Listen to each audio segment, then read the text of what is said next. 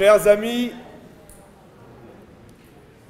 chers camarades de la Fédération francophone de débat, d'Agora HEAD et d'ailleurs, bienvenue ce soir au procès de Thomas Sankara.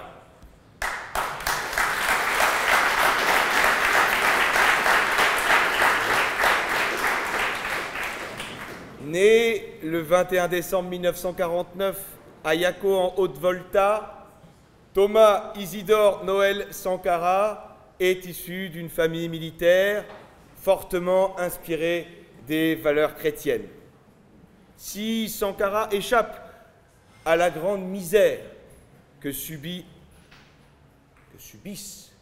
ses compatriotes et que subit son pays, il en prend très rapidement conscience. Et d'ailleurs, il dira plus tard, le riche et le pauvre ne peuvent avoir la même morale, et c'est pour cette raison qu'il proposera 2 éditions de la Bible et 2 éditions du Coran. Après le Prytanée militaire, c'est l'école militaire interarmée au Cameroun, puis celle d'Antsirabe à Madagascar, et ce sera d'ailleurs la première expérience révolutionnaire de Thomas Sankara, la fameuse révolution tous azimuts menée par Didier Ratsirac. Et le voilà qui revient en Haute-Volta. En 1979, il épouse sa femme, Mariam Sankara.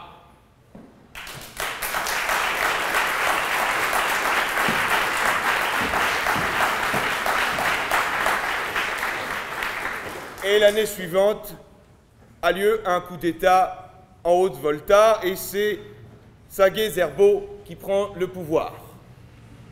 Sankara a droit à un strapontin, il est alors ministre des Télécoms, enfin secrétaire d'État des Télécoms. Rapidement, il va pourtant abandonner le pouvoir, refusant de voir les libertés syndicales bafouées. Il quitte le pouvoir pour pas très longtemps, puisque finalement, en 1982, un nouveau coup d'État est mené par Jean-Baptiste Ouédraogo.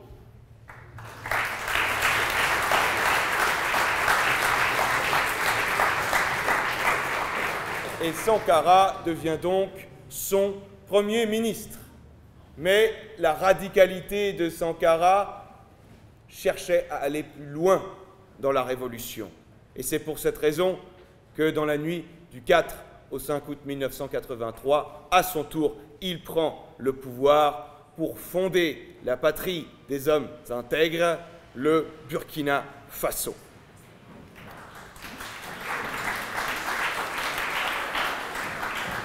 Il n'était pas prévu dans le casting, mais on va dire qu'ils incarnent le Burkina Faso et l'âme du Burkina Faso. Bien sûr, tout le monde n'est pas tout à fait d'accord avec le programme de Sankara, certainement pas le Monsieur Afrique, enfin l'ancien Monsieur Afrique qui va devenir de nouveau le Monsieur Afrique, à savoir Monsieur Jacques Foccart.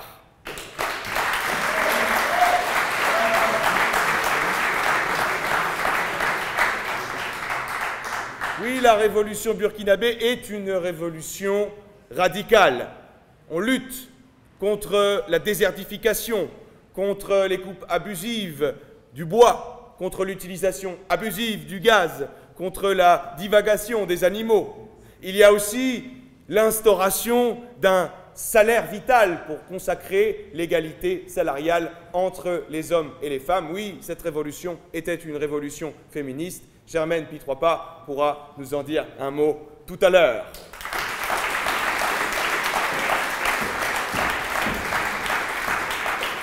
Sankara aura évidemment des alliés en Afrique, notamment le président du Ghana, Jerry Rawlings.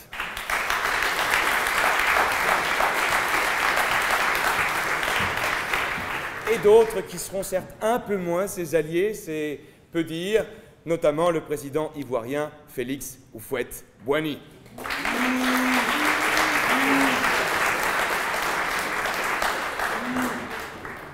À l'international, il y a des alliances parfois un peu malheureuses comme celle avec le guide suprême Mouammar Kadhafi.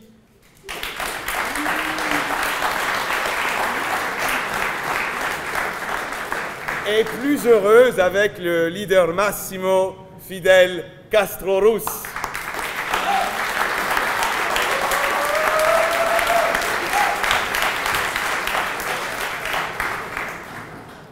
Mais toutes les bonnes choses ont une fin et Sankara est renversé par l'un de ses plus proches frères d'armes, à savoir Blaise Compaoré.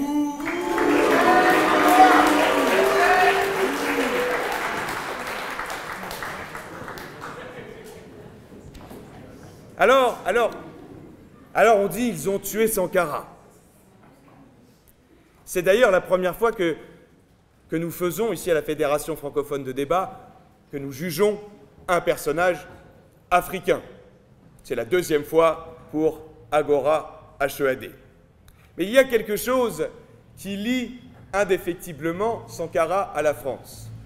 Alors, certes, évidemment, je vous vois venir, la lutte contre le néocolonialisme, donc la lutte contre la France, jumelée à celle du néolibéralisme. Certes, Sankara est lié aussi à la France parce qu'il était tout simplement de langue française. Mais ce qui lie fondamentalement Sankara à la France, c'est sa culture révolutionnaire. Car, pour reprendre les mots de Jaurès, qui disait, au temps de la séparation de l'Église et de l'État, la France n'est pas schismatique, elle est révolutionnaire, eh bien, Sankara n'est pas schismatique, il est révolutionnaire. Et d'ailleurs, quoi de mieux que de faire une révolution la nuit du 4 août 1983, qui fait écho à cette date du 4 août 1789. Les références de Sankara sont présentes d'ailleurs, il nous l'a dit, qu'aurait fait Danton face au FMI. Et ce qui est intéressant aussi, c'est de constater que dans la chute de Sankara, il y a des points communs, je le crois, avec celle de Maximilien Robespierre. L'alliance objective entre l'aile radicale gauchiste et les réactionnaires pour faire tomber le principal leader de la Révolution. Et d'ailleurs, lorsqu'il est arrêté, ou plutôt assassiné, il est aussi impassible que Saint-Just dans la nuit du 9 au 10 Thermidor. Alors, ils ont tué Sankara. On pourrait dire qu'ils ont tué Sankara comme ils ont tué Jaurès, comme ils ont tué Trotsky, comme ils ont tué Gandhi, Martin Luther King, Malcolm X ou Amilcar Cabral. Eh bien, ce soir, nous allons faire en sorte qu'ils revivent un instant. Nous allons nous permettre de réécrire l'histoire. Bien sûr, nous ne sommes pas des acteurs, bien sûr, tout ceci est une prestation oratoire organisée par des étudiants et pour des étudiants. Mais prêtez-vous au jeu, imaginez-vous que nous sommes en 1987. Pour cela, évidemment, je vais avoir besoin de deux assesseurs, Pauline Delporte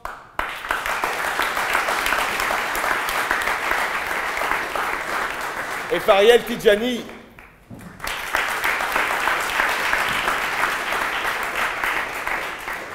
Que serait un jury et bien évidemment un procès, bien évidemment, sans un procureur, en la personne de Mohamed Skander,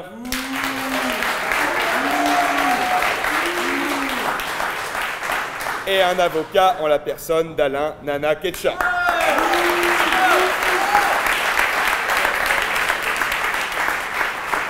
Que serait bien évidemment aussi un procès sans un jury. Ce soir, nous avons un jury d'exception. Nous commencerons par une journaliste qui a rencontré plusieurs fois Thomas Sankara. Je vous demande d'applaudir Augusta Concilia.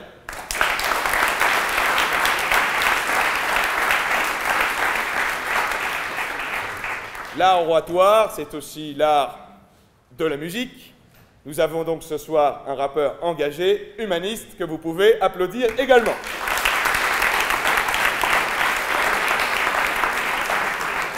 L'art engagé, c'est aussi l'art visuel, audiovisuel, avec ce soir un réalisateur burkinabé, c'est Galadio Parfait Kaboré.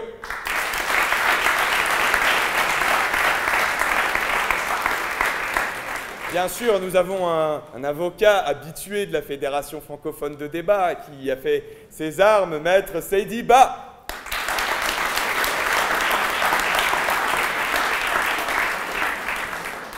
Nous avons aussi un juriste advisor, c'est bien cela, en la personne de Karim Ziani.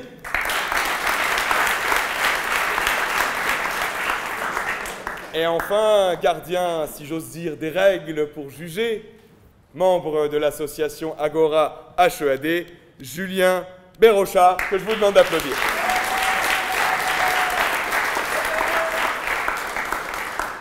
Le procès va donc pouvoir commencer. Garde, faites entrer l'accusé.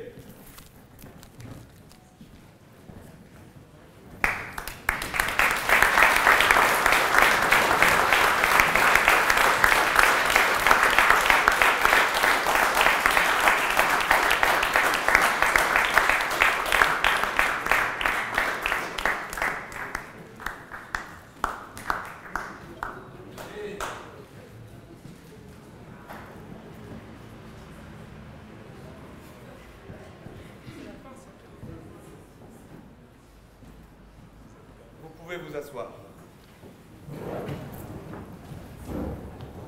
Capitaine, pouvez-vous nous livrer le témoignage de l'arrestation de l'accusé?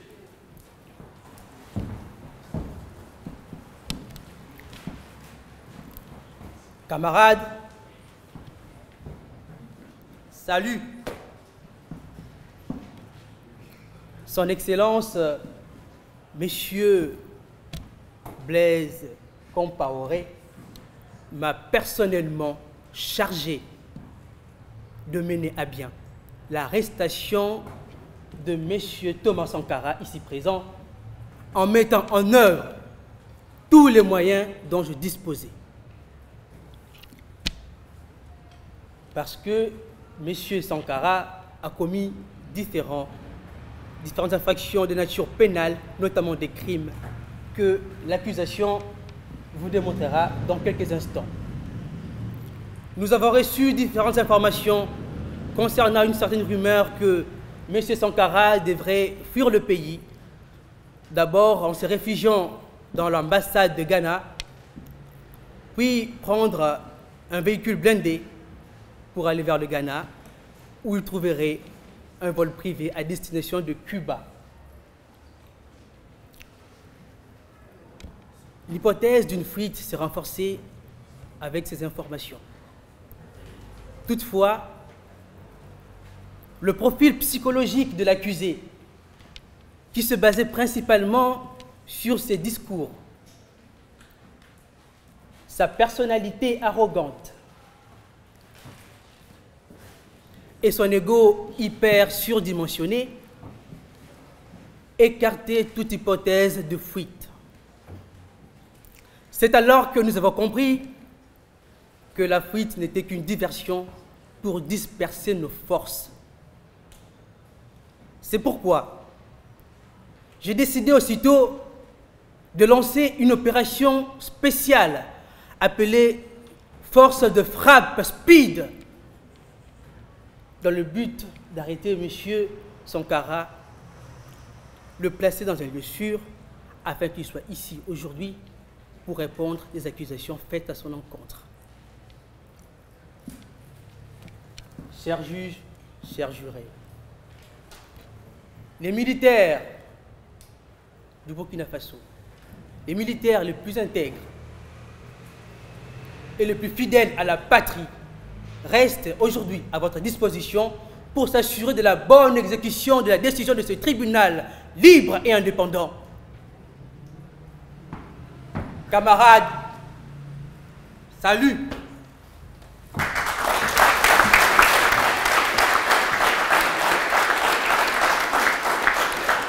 Merci pour ce rapport. Nous allons donc écouter le premier témoignage de l'accusation. De qui s'agit-il?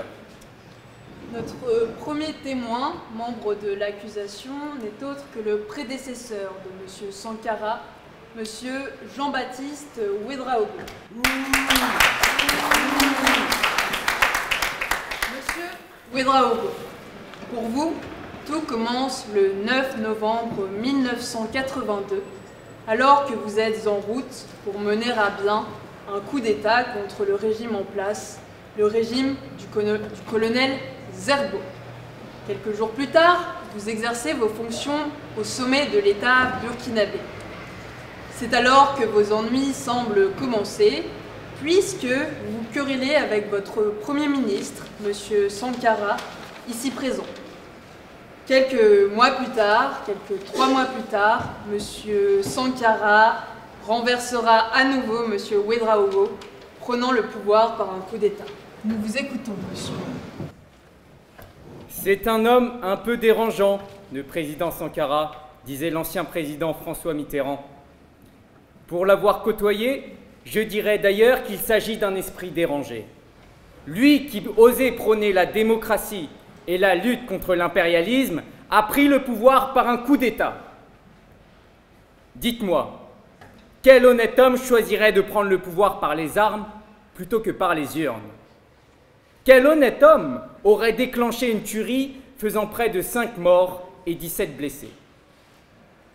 Vous l'aurez compris, M. Sankara est un homme dangereux. Pour gouverner notre pays, il nous a soumis. Et la violence est le dernier refuge de l'incompétence. Je me souviens d'ailleurs très bien de cette terrible nuit où notre démocratie est tombée. Il faisait nuit noire. Le commando de Sankara avait coupé toute l'électricité de la ville, entouré ma résidence et détruit plusieurs véhicules aux lance-roquettes. D'ailleurs, M. Sankara lui-même disait que vous ne pouvez accomplir de changements fondamentaux sans une certaine dose de folie. Eh oui, sa prise de pouvoir est tachée par le sang. Il écoute le peuple, mais muselle la liberté d'expression. Les familles de toutes les victimes de ce coup d'État doivent être respectées. Monsieur le Président, Mesdames, Messieurs du jury, quelles que soient les œuvres de M. Sankara, le laisser dans l'impunité ne respecterait pas le droit. Le préjudice doit être réparé. Rien ne justifie ces exactions. Il mérite donc la condamnation. En plus de m'avoir renversé, ma vie a été menacée. Ce coup d'État illégitime m'a écarté du pouvoir, moi qui aurais tant œuvré pour le peuple. Beaucoup diront par la suite que le peuple a adulé M. Sankara. Effectivement, je le reconnais. Mais comme ce fut d'ailleurs le cas pour un Mao ou pour un Staline, un culte de la personnalité était voué à M. Sankara. La confiance et l'admiration pour cet homme étaient en fait motivées par la peur. Dois-je rappeler qu'il a restauré et appliqué la peine capitale pour la première fois dans l'histoire de notre pays. J'ai longtemps dénoncé les agissements de M. Sankara dans mon livre « Ma part de vérité ». Il est d'ailleurs disponible à la vente dans toutes les librairies. Oui, M. Sankarisme, c'était les coups bas et les coups d'État. Il préférait la révolution plutôt que la discussion. C'était un président qui cachait un tyran. Finalement, l'idéal révolutionnaire de M. Sankara a tant dépassé les limites du raisonnable par la violence, par la peur et par la répression que ce sont ses propres compagnons qui se sont opposés à lui. Monsieur Sankara, vous avez affirmé que les révolutionnaires n'ont pas peur de leurs fautes. Alors, préparez-vous aujourd'hui à assumer les vôtres.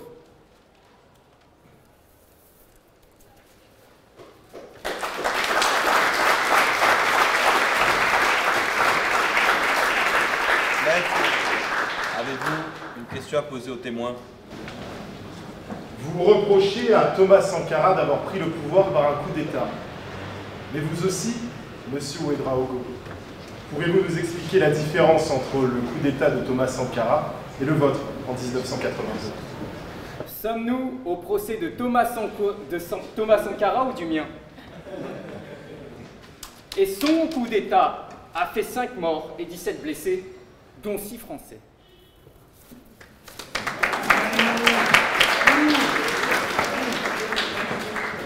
allons maintenant écouter le premier témoin de la défense. De qui s'agit-il? Le premier témoin de la défense, Madame Mariam Sérémé Sankara.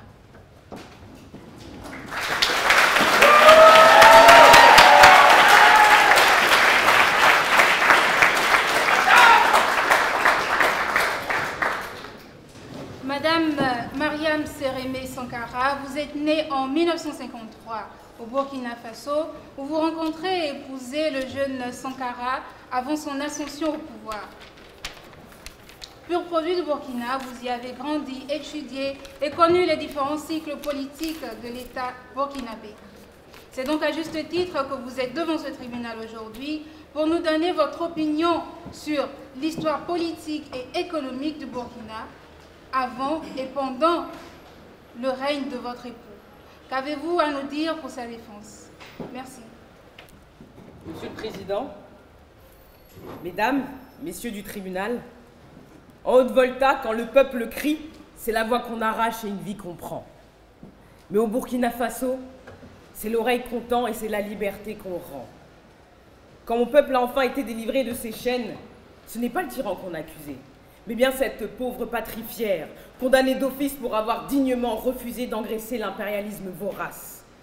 Ce même impérialisme qui, pour se donner bonne conscience, nous a inondés d'aides en tout genre pour œuvrer pour le développement. Des fonds, bien évidemment, qui n'ont fait que garnir l'assiette des puissants en étouffant à grands coups de misère les petites gens. Car la vérité est devant nos yeux à deux noms: désorganisation et corruption.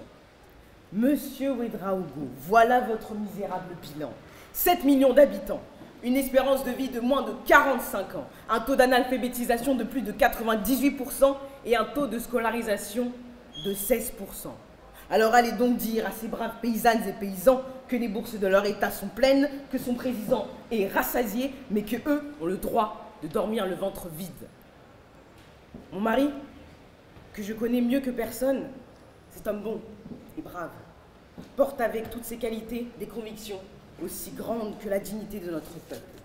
Mais l'Occident, jaloux, trop orgueilleux pour saluer son œuvre, a préféré nier la vérité plutôt que de l'embrasser. Un courage qui est inconnu de Monsieur Ouédraogo, trop occupé à se servir plutôt qu'à servir les siens. Mais cette accusation aujourd'hui a une odeur que seuls les petits, les traîtres ou encore les lâches hument à chaque fois qu'ils sentent qu'ils sont sur le point de tout perdre. C'est l'odeur de la peur. La peur que le capitalisme soit passé de mode. La peur du renversement de l'ordre établi ou encore la peur que cette mainmise impérialiste ne se transforme en une main tranchée. On accuse ce soir Thomas d'avoir insufflé ce bon vent salvateur et nécessaire que celui de la révolution dans tous les cœurs. Car pour lui, ce n'est pas la chose de quelques-uns. Car quand elle est faite par les pays qui se sont par vanité qualifiés de développés, il s'agit de la vérité. Mais quand il s'agit des pays astucieusement qualifiés de tiers-monde, il s'agit d'un danger à éliminer. Alors oui, mon peuple a entendu l'appel. L'appel d'un capitaine enflammé, non pas animé par le vice de la luxure, mais bien par la lumière de l'espoir. L'espoir, non pas d'un peuple amnésique, oubliant les manquements du passé, mais l'espoir d'un peuple qui veut avancer, tenter la liberté pour embrasser le risque. Condamner mon mari ce soir, c'est condamner une idée.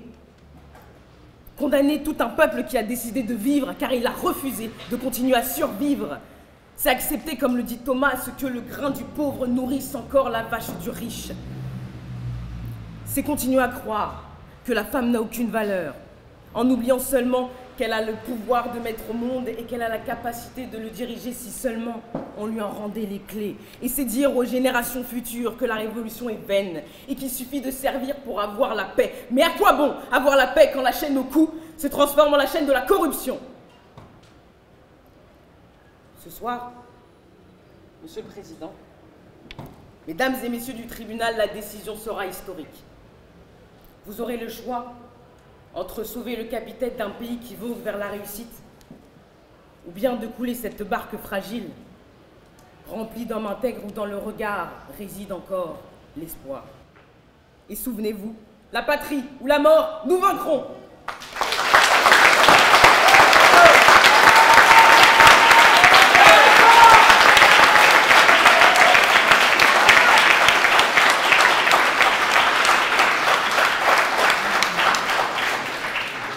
Monsieur le procureur, vous avez une question à poser aux témoins? Oui, merci Monsieur le Président.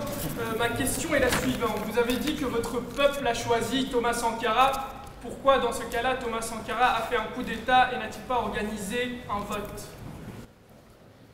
Vous savez, la chaîne qui a été mise de force sur les miens doit, comme un cercle d'avilissement redondant, d'être brisé. Alors, nous devons combattre la force par la force.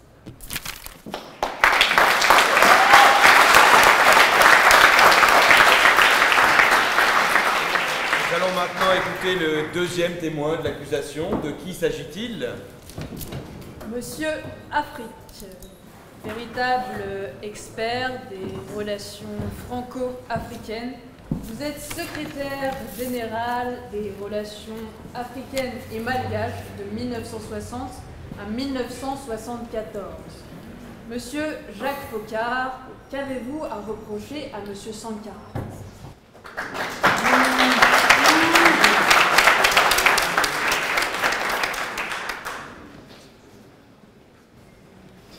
Vous, chère assemblée, n'ignorez donc plus qui je suis. Moi, Jacques Faucard, serviteur gaulliste de la France, ami, fidèle de toute l'Afrique. Ce continent, je l'ai côtoyé, je l'ai sillonné, je l'ai embrassé toute ma vie. En représentant la France, j'y ai fait d'innombrables rencontres, des chefs d'État africains, des industriels, des commerçants, des Africains de toutes catégories. Et cette œuvre, l'œuvre de ma vie, m'a valu de multiples surnoms. Le plus connu, Monsieur Afrique, mais aussi l'homme de l'ombre, le prince des réseaux, ou encore le faiseur de coups d'État. Mais le véritable faiseur de coups d'État, il est là, à ma droite, Monsieur Thomas Sankara. Un homme adulé par la jeunesse africaine, qui semblait pouvoir guider l'Afrique vers sa libération et son indépendance. Mais un homme rongé par des défauts qu'il n'assumait pas, qui a entraîné son peuple dans une série de révolutions, allant à l'encontre même des principes qu'il défendait. Thomas Sankara a mené de front des révolutions écologiques, féministes, économiques, au détriment de son peuple et des valeurs si chères à ma France. Il a renié la liberté d'expression, il a bafoué les droits de l'homme et il a violenté la démocratie chérie par ma République. La liberté, le bonheur de n'être prisonnier d'aucune chaîne, le droit universel revenant à chaque homme à sa naissance. Sous prétexte d'un développement économique respectueux de l'environnement, Thomas Sankara a imposé à l'ensemble de sa population le port d'un habit traditionnel. Il les a privés, ni plus ni moins, de leur capacité à choisir. Une belle manière de célébrer leur liberté si récemment acquise et si rapidement perdue. L'égalité, valeur suprême qui donne à tous une voix au sein de notre nation. Thomas Sankara affirme vouloir défendre une démocratie pour son peuple, où tous seraient égaux, hommes et femmes. C'est pourtant lui qui bâillonne les membres de son administration qui ne pensent pas comme lui. C'est lui qui fait taire les voix qui osent chanter une opinion différente de la sienne. Et c'est aussi lui qui, prônant un féminisme et une indépendance des femmes, force le mari à reverser une partie de son salaire à la femme. La démocratie est forte de la vivacité du débat en son sein. La femme est indépendante de l'homme par sa capacité à accéder au même statut que lui, sans aide. Ici, au Burkina Faso, c'est une démocratie sans vie, une démocratie à l'état de vacuité et un féminisme de façade assisté que met en place Sankara. Fraternité, un altruisme universel adressé aux autres et à tous les autres, une obligation morale pour tous, sauf pour M. Sankara. Le 11 juin 1984, 7 exécutions ont eu lieu au Burkina Faso. Le sang des ennemis de sa révolution a coulé, mais c'était surtout le sang d'hommes, comme vous et moi, qui défendaient simplement leurs convictions. Ce jour-là, Thomas Sankara a piétiné en son âme et conscience les droits de l'homme. Après sa prise de pouvoir, des décisions hâtives et des jugements impulsifs de ces tribunaux de la Révolution ont entraîné des conséquences terribles sur sa population. Des dérives autoritaires qu'une démocratie comme la nôtre ne saurait accepter. Et puis, vous connaissez sûrement tous l'attachement particulier des Français au droit de manifester. Il m'est ainsi impossible de soutenir, au nom de la France, un dirigeant qui réprime sévèrement une grève légitime de son corps enseignant. La France, mais plus encore, l'humanité, savoure la fraternité, côtoie l'égalité et vénère la liberté. Thomas Sankara a déshumanisé le peuple du Burkina Faso à travers ses actes et l'a plongé dans une nuit profondément noire, où la seule lueur d'espoir n'apparaît qu'aujourd'hui par ce procès.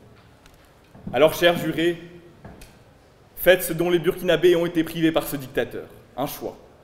Oui, ce soir, vous avez le pouvoir de choisir que justice soit rendue.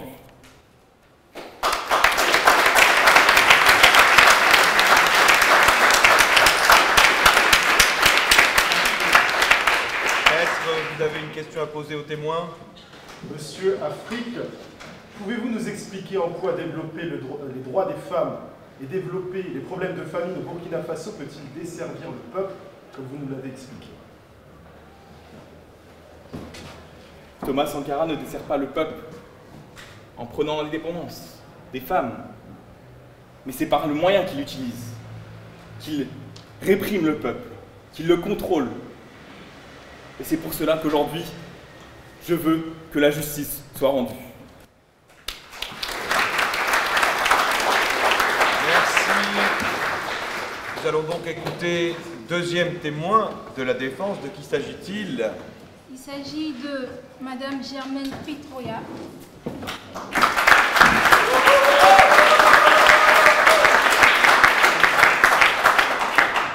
Madame Germaine Pitroya, vous êtes une grande amie et collaboratrice du président Thomas Sankara. Actuellement, d'ailleurs, vous occupez le poste de haut-commissaire du Burkina Faso et un poste de collaboratrice représentante des intérêts culturels du Burkina à Paris. Aujourd'hui, vous êtes là pour nous parler de votre lutte aux côtés de Thomas Sankara sur le plan écologique, féministe, mais également social. Qu'avez-vous à dire pour sa défense?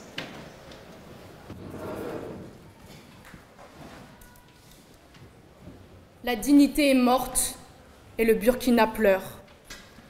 Mesdames et messieurs, ils veulent condamner celui qui a fait volte-face à la Haute-Volta, à l'époque, deuxième pays le plus pauvre du monde. Ils veulent assassiner celui qui luttait pour que l'Afrique ne regarde ni à gauche, ni à droite, mais tout droit la tête haute vers son avenir. Ils n'ont rien compris.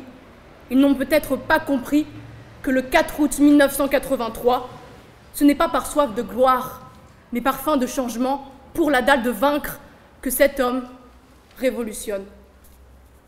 Mais comme j'ai pu l'entendre maintenant, il n'a jamais eu les yeux plus gros que le ventre. Il ne veut juste plus envier l'assiette du voisin.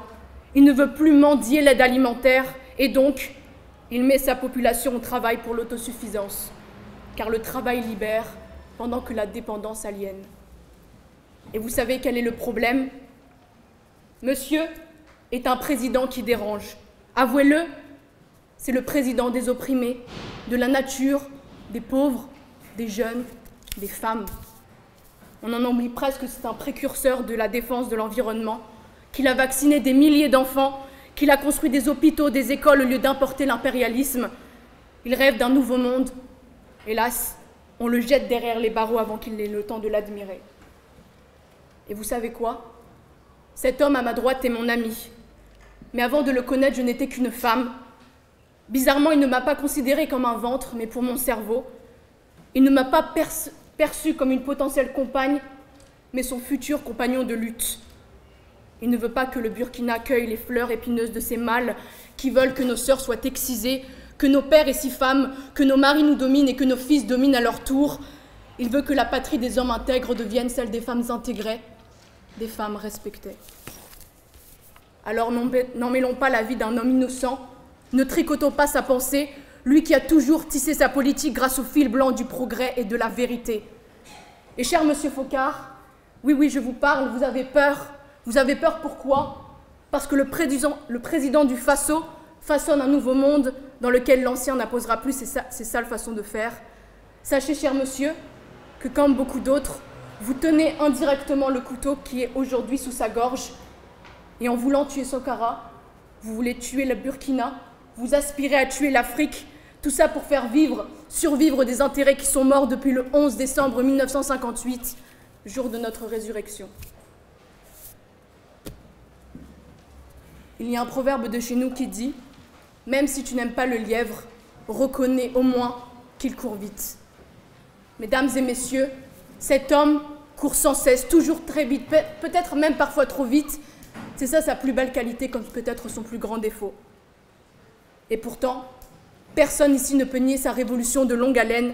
Personne ne contredira le fait que son âme ne respire pour autre chose que lui-même, que cet homme n'est pas une girouette, qu'il ne va pas où le vent le mène, mais où ses idées le mènent. Il ne veut pas être dans l'œil du cyclone. Peut-être que s'il ne l'avait pas été, il ne se tiendrait pas à ma droite aujourd'hui. Mais soyez-en sûrs, il n'a pas peur de la mort. La mort, elle, il veut la vaincre pour sa patrie. Et rappelez-vous que dans un tourbillon de courage, cet homme veut donner son dernier souffle pour que notre patrimoine, pour que notre pays, pour que notre peuple ne retienne plus jamais sa respiration, qu'il ne s'étouffe plus jamais sous le joug asphyxiant de l'oppression, et qu'un jour, il inspire pleinement le vent pur de liberté qui n'avait encore jamais pleinement aéré l'Afrique. Vous avez devant vous, mesdames et messieurs, le plus beau drapeau d'espoir qui puisse flotter dans le ciel. J'espère qu'aujourd'hui, la justice soufflera. Bon vent Sankara, vive Sankara.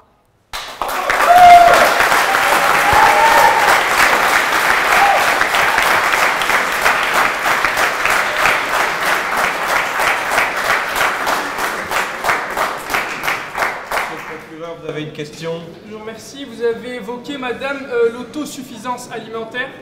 Vous n'ignorez certainement pas que pour réaliser l'autosuffisance alimentaire, Thomas Sankara a contraint son peuple au travail. Certains historiens africains parlent même d'un travail forcé. Ma question est la suivante. La révolution de Sankara doit-elle se faire au détriment de droits humains fondamentaux? Tout d'abord, monsieur, j'aimerais que vous ne défigurez pas celui qui se bat pour le visage de l'Afrique.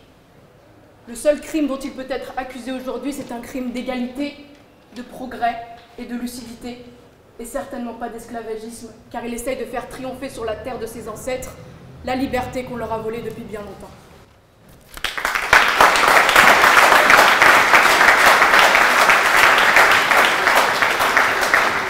Merci pour ce témoignage. Nous allons donc écouter le troisième témoignage de l'accusation.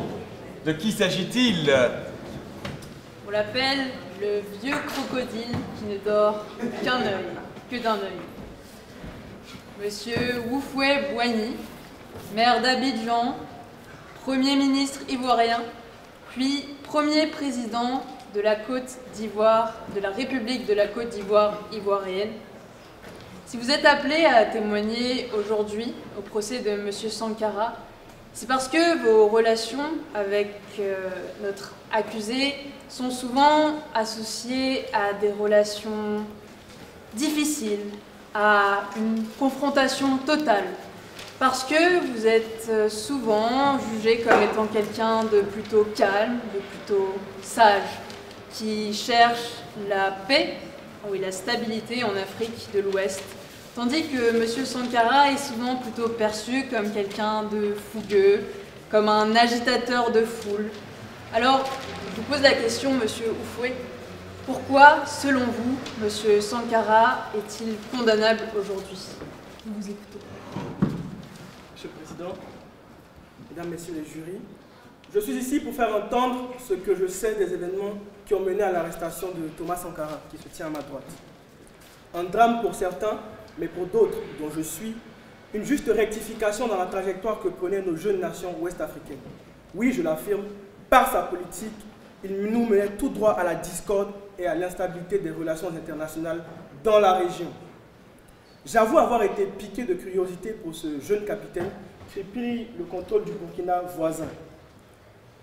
Ses idées d'émancipation, conjuguées à son énergie juvénile, ne manquaient pas d'attrait, surtout pour un homme qui, comme moi, est à l'hiver de sa vie. Je suis un vieillard.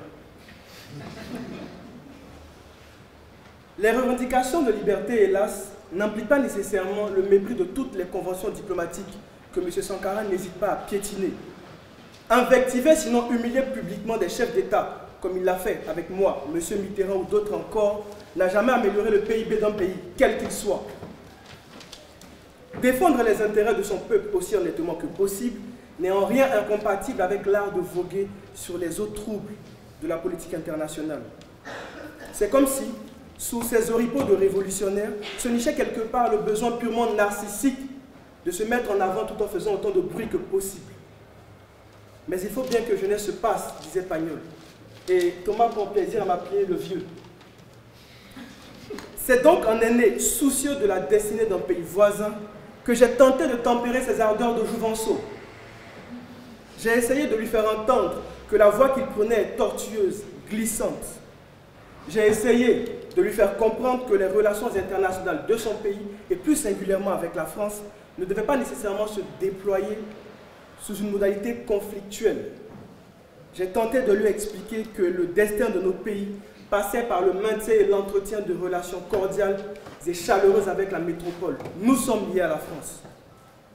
Je lui présentais un monde de conciliation, là où à chacun de ses pas, par sa boulimie réformatrice, il nous conduisait vers le précipice et ne faisait que s'antagoniser de plus en plus de gens, jusque dans son entourage proche. Par ailleurs, il ne manque pas de souligner que pour les nombreux programmes de développement qu'il a initiés en sa terre, les subsides venaient très souvent d'Abidjan, dans les valises de mes ministres.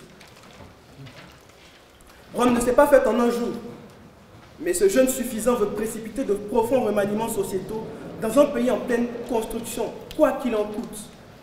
Patience, tempérance, lui disais-je, alors que la fougue qui l'anime, que dis-je, qui le possède, le rendait hermétique à ma démarche.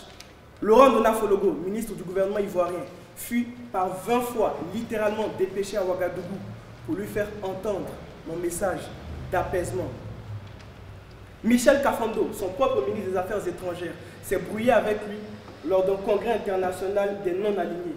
La cause, plutôt que de faire sien le discours rédigé par son ministre, discours très sobre, il se ravisa au dernier moment et prononça la plus virulente harangue qu'on ait jamais entendue.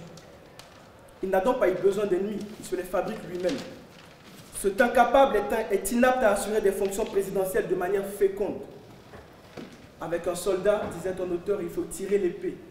Inutile de réciter des poèmes à qui n'est pas poète. M. Compaoré l'a bien compris et est intervenu avant qu'il ne soit trop tard afin de protéger les acquis de la révolution burkinabé qu'ils ont amorcés ensemble.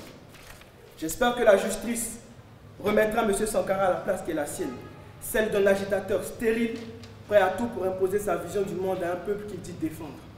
Je vous remercie.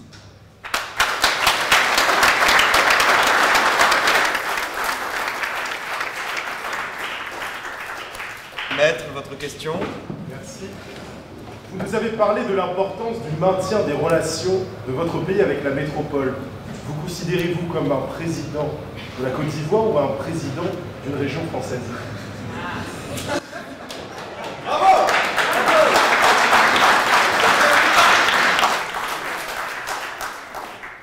Vous savez, les humains ont très souvent le défaut d'opposer les choses. Le contraire de la paix, ce n'est pas nécessairement la guerre. Entre les deux, il y a aussi le calme. Et c'est ce à quoi j'appelais M. Thomas Sankara. Je vous remercie. Merci pour ce témoignage. Nous allons donc écouter le témoin de la défense. De qui s'agit-il?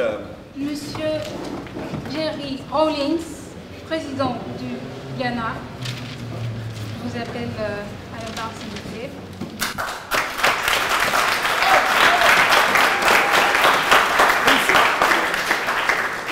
Président Jerry Rawlings, vous êtes né en 1947 au Ghana, où vous avez mené une dure révolution pour ramener des civils au pouvoir et instaurer une sorte de démocratie directe. Des années plus tard, c'est le peuple lui-même qui vous réclame au pouvoir et où vous avez fait de votre mieux pour conduire le pays à un État démocratique conforme à vos idéologies.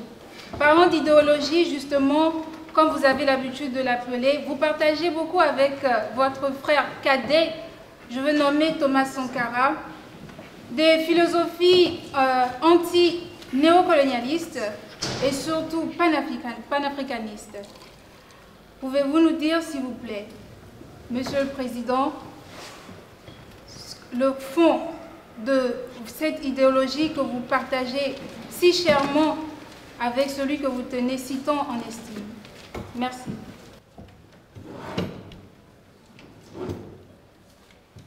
La patrie ou la mort, nous vaincrons. Après moi, la patrie ou la mort, nous vaincrons. La patrie ou la mort, nous vaincrons. La patrie ou la mort, nous vaincrons. La patrie ou la mort, nous vaincrons. Cher Thomas Sankara, frère d'une autre mère et d'un autre pays, Monsieur le Président ivoirien, digne représentant des intérêts français en Afrique.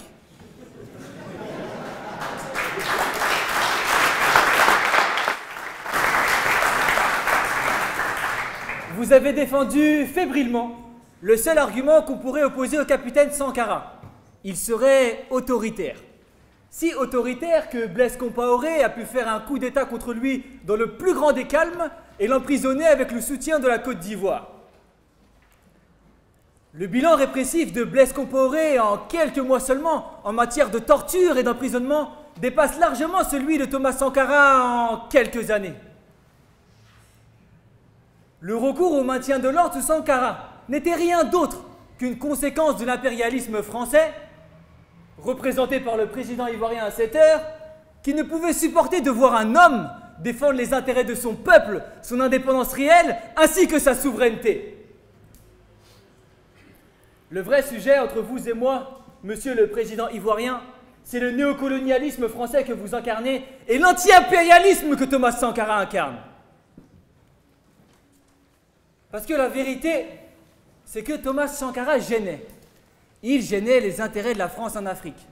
Car depuis 1960, Paris décidait et contrôlait du sort de ses anciennes colonies, et voilà un chef d'État révolutionnaire comme Thomas Sankara qui ose parler à son homologue français d'égal à égal. Un crime de lèse-majesté. Il n'a pas hésité à recadrer le président Mitterrand après que celui-ci ait invité dans l'Hexagone un président sud-africain coupable de crimes lors de l'apartheid. Sankara caractérise l'impérialisme par la quantité de nourriture importée, car selon lui, il est bien normal que celui qui vous donne à manger vous dicte également ses volontés. Avec sa réforme agraire, Sankara a sorti son pays de la misère en parvenant à le rendre autosuffisant sur le plan alimentaire. Il a eu le courage, il n'y a pas d'autre mot, que vous, messieurs Houphouët-Boigny et Compaoré, n'aurez jamais, en s'opposant à un ordre injuste et en combattant pour un monde plus juste. Gênant les intérêts français en Afrique, il gênait de surcroît les dirigeants africains qui ne défendaient pas les intérêts de leur peuple, mais ceux du suzerain français.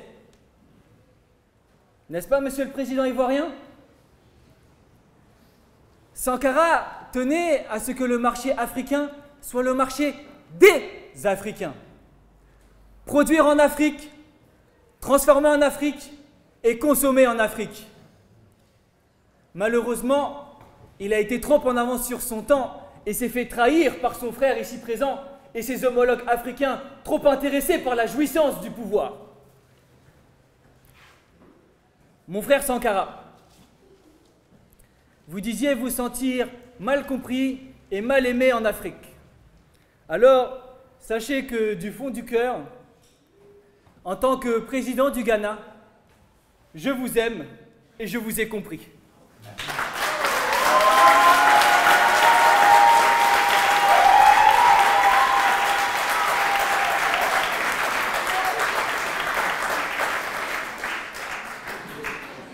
La suite, Blaise Compaoré a profité du soutien du président de la Côte d'Ivoire et indirectement de la France pour désavouer Thomas Sankara et l'arrêter.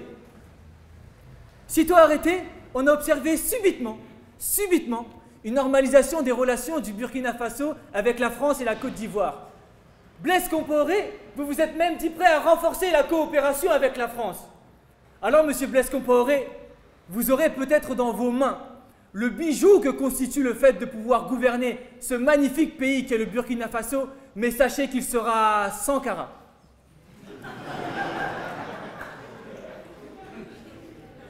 Alors, cher tribunal, au nom du peuple burkinabé, au nom de l'État burkinabé, au nom des peuples africains qui ont vu en cet homme un des libérateurs de l'Afrique, je vous invite à innocenter Thomas Sankara pour tout ce qui lui est reproché. Comment condamner l'homme le plus intègre de ce pays, qui a renoncé à tous ses privilèges en tant que président, dans le pays même qui porte littéralement le nom de celui des hommes intègres? La patrie ou la mort, nous vaincrons. Nous vaincrons.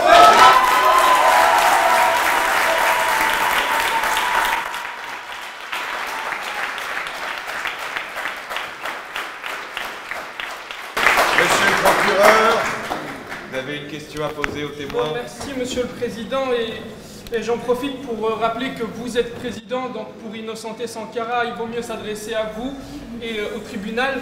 La question est la suivante. Vous avez dit que Sankara a lutté contre l'impérialisme occidental. Pourquoi donc Thomas Sankara a refusé de participer à la lutte des rebelles tchadiens qui étaient contre le pouvoir central, et il a refusé encore une fois d'agir quand il s'agissait de mener une offensive contre Charles Taylor? Quelles sont les raisons de ce refus?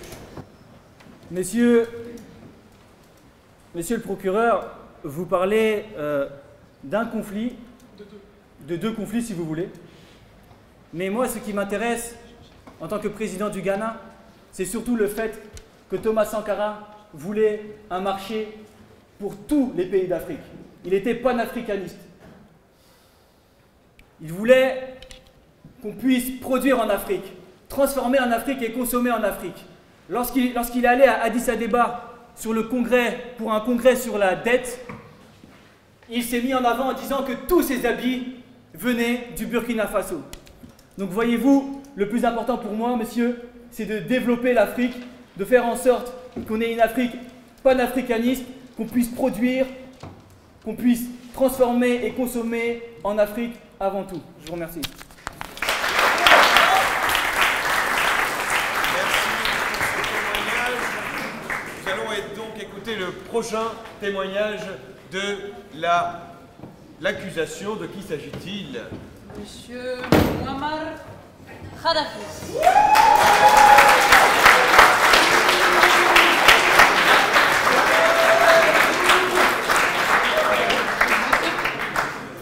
Vous êtes leader de la révolution libyenne, homme d'État.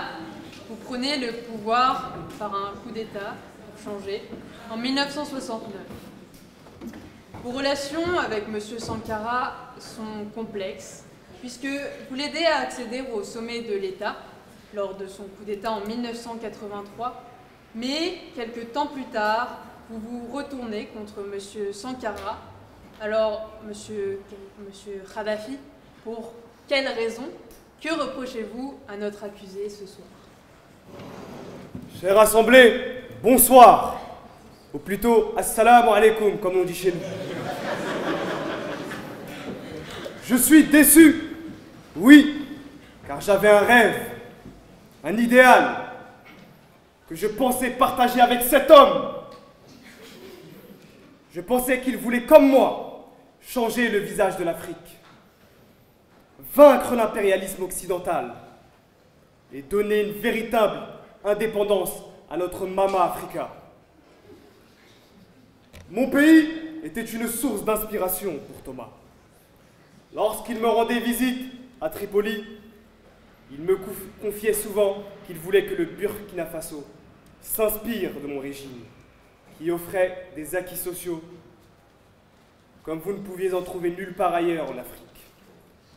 Tant dans le logement, tant dans la santé, tant dans l'éducation, et tant dans les droits qui sont octroyés aux femmes. Thomas me disait souvent qu'il fallait que l'on s'unisse pour combattre l'Occident. Mais il m'a berné. Au fil de notre relation, je me suis rendu compte du personnage qui est Thomas Isidore Sankara. Un manipulateur, hypocrite et voleur. Tout d'abord, dans le conflit m'opposant au Tchad, j'ai financé le mouvement des rébellions face au pouvoir tchadien en place. un gouvernement fantoche qui est à la botte de l'impérialisme occidental. Et donc, nous voulions créer une Union africaine forte et indépendante. Il fallait éliminer toutes ces marionnettes installées par l'Occident. Mais Thomas m'a déçu.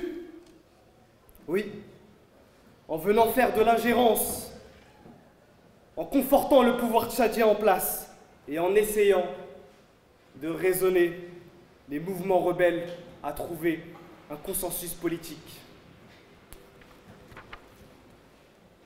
Voilà le portrait d'un homme qui a une vision de l'anti-impérialisme à 2 vitesses et qui, lorsque ses intérêts ne convergent pas avec les vôtres, il n'hésite pas à vous tourner le dos, à vous traiter comme un malpropre, comme si vous n'aviez jamais rien fait avec lui. Et comme une fois n'est pas coutume, il a récidivé. Lorsque nous voulions soutenir financièrement et militairement Charles Taylor, un des leaders de la rébellion, face à Samuel Doe, dictateur du Libéria, un autre laquais de l'Occident. Là encore, il refuse catégoriquement, sous prétexte qu'il a des intérêts avec Samuel Doe. Donc cet homme ici présent a maintes et une fois refusé de participer à l'avènement de l'Union africaine, à sa libération des crochets de l'Occident. Il n'est bon qu'à distiller des plaisants discours.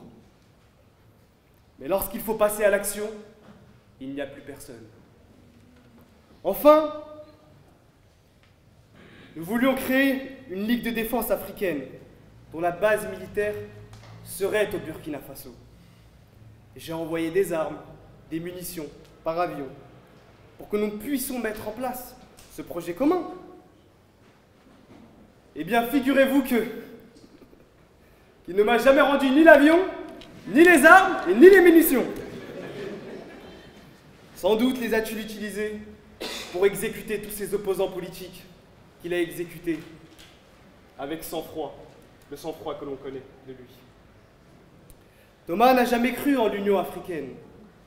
Ce qu'il voulait, c'était se servir de ma force de frappe pour atteindre ses objectifs personnels et sans aucune volonté de participer à l'essor de notre magnifique continent. Alors je vous le demande ici, chers jurés, il faut le condamner. Il ne mérite pas de vivre. Un homme qui vous trahit, un homme qui vous manipule et un homme qui vous vole doit être condamné. Je vous remercie.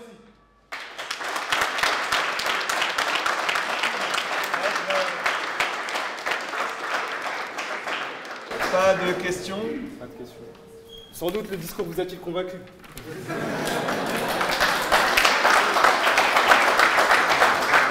Bien, nous allons donc passer au prochain témoin de la défense. De qui s'agit-il? J'appelle à la barre le président Fidel Castro.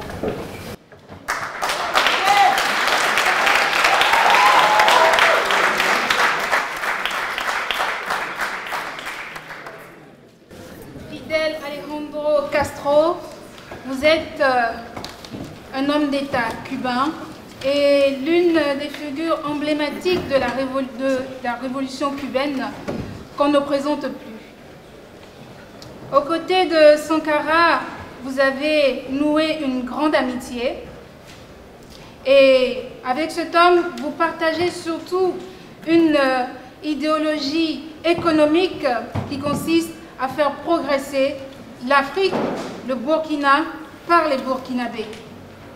C'est donc à juste titre que vous êtes devant ce prétoire pour nous dire l'image que vous gardez de cet homme vu de l'international. Je vous remercie.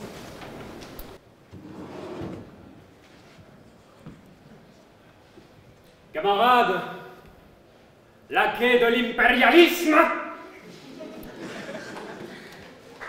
4 ans, c'est le temps qu'il a fallu à Thomas Sankara pour rejoindre les rares hommes dont le nom charrie non seulement une histoire personnelle hors du commun, mais surtout une idée, une vision, un récit.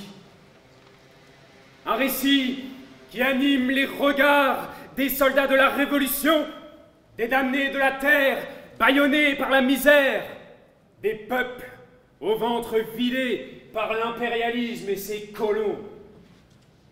Un récit dont les mots font encore résonner les murs de l'Assemblée de l'ONU au son du refus que nos pays soient assignés à l'arrière-monde d'un Occident repu.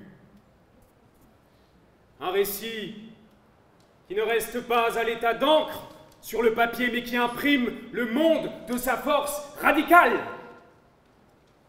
Aujourd'hui, si je viens devant vous, ce n'est pas pour témoigner en faveur d'un accusé, mais pour rendre hommage à un modèle, un exemple de bravoure qui a donné pour nom à son pays le surnom qu'on pourrait lui donner, pays de l'homme intègre.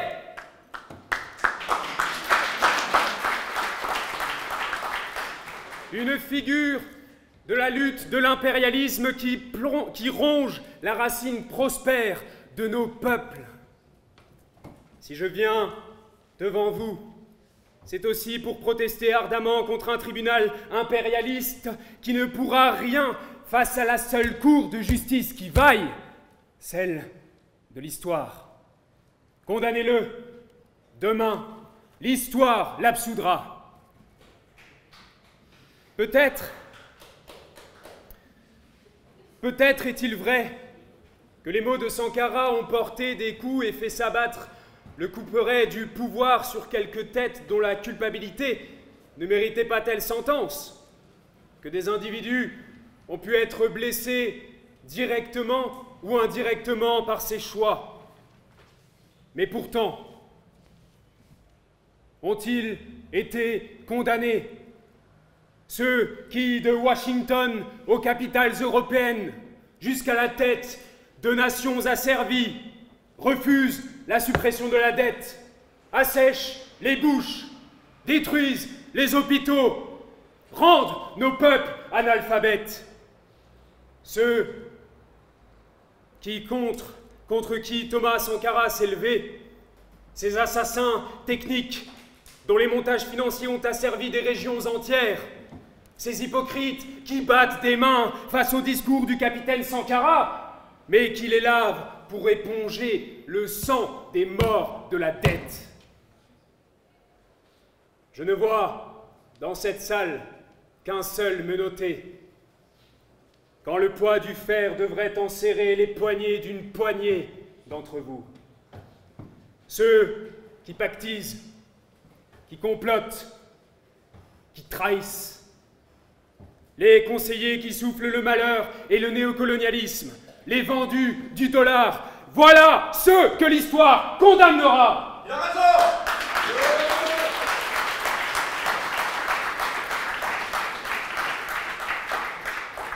Thomas Sankara disait assez justement, la Bible, le Coran, ne peuvent pas servir de la même manière celui qui exploite et celui qui est exploité. Monsieur Kadhafi devrait méditer ces mots avant de cracher sur un homme qui porte l'héritage de ceux qui, de l'Afrique du Sud jusqu'à Cuba, s'opposent à la cage de fer. Il devrait s'inspirer de la lutte pour les laisser pour compte, plutôt que de compter sur ses alliés de circonstance pour comploter contre le capitaine. Monsieur Kadhafi, qui, se cantonnant à la lutte de son continent ou de ses intérêts, la frontière est trouble, propose par la création d'une légion islamiste de remplacer un opium par un autre. D'aucuns se proclament révolutionnaires à force de discours. Sankara, lui, ne s'arrêtait pas aux mots puisqu'il y a donné corps dans sa patrie. Car cette guerre, cette révolution, il l'a menée avec la plus belle des armées, celle du peuple, El Pueblo, et je fais le pari qu'elle ne sera pas oubliée de sitôt.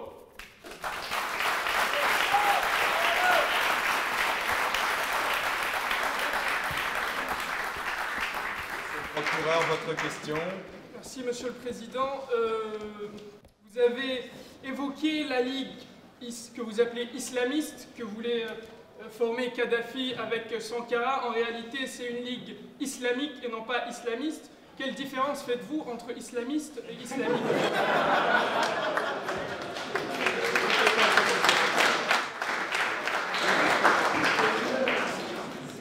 Monsieur, je n'ai pas l'habitude des procureurs.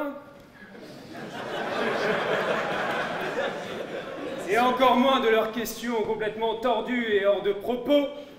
Ce que je dis, c'est qu'en sortant de ces religions qui nous exploitent, alors les peuples du monde, ensemble, vaincront vos tyrannies, votre impérialisme, et alors, nous vaincrons.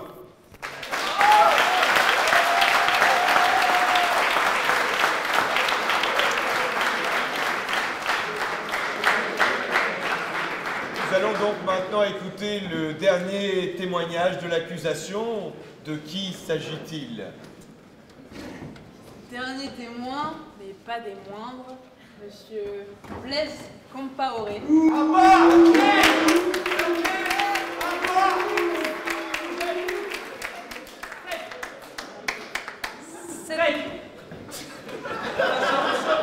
Un peu de calme s'il vous plaît, sinon on fait évacuer la salle. Calmez-vous. Du calme, sinon on fait fusiller la salle. Comme vous le voyez, cet homme fait l'unanimité parmi nous.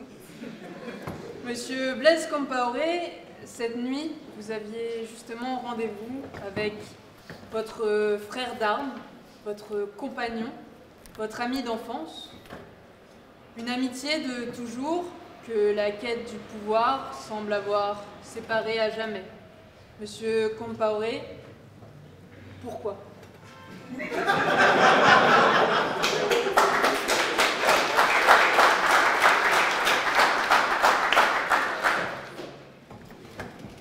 Monsieur le Président, cher jury, peuple burkinabé, militantes et militants de la Révolution démocratique et populaire, je vous salue. Oui, vous avez raison. Thomas, ici présent, était mon ami, mon frère d'armes. Nous avons fait le Prytanée militaire ensemble. Nous avons subi nos formations militaires ensemble. Nous avons courtisé les filles ensemble. Cela veut dire qu'on se connaît très bien. Et de ce fait, ceux qui me décrivent comme celui qui a trahi, ceux qui me décrivent comme celui qui a trahi son ami, disant que je n'ai aucune loyauté ni de dignité, eh bien, à ces gens-là, je n'ai qu'une seule chose à dire. J'assume pleinement mes actes. Je ne suis le fidèle de personne. Je ne cherche à plaire à personne, ni à Thomas, même si je l'aime énormément. Car j'aime mon peuple, et cela plus que tout au monde, même plus que ma femme.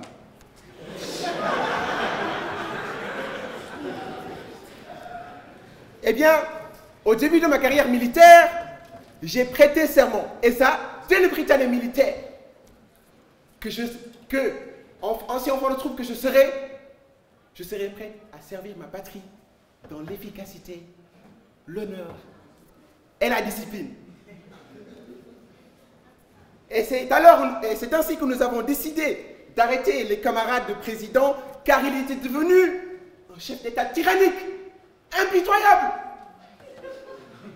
Il a abusé de son pouvoir, méprisé les intérêts du peuple, nié sa liberté et ignoré son droit fondamental à la parole, lui qui passe son temps à discourir.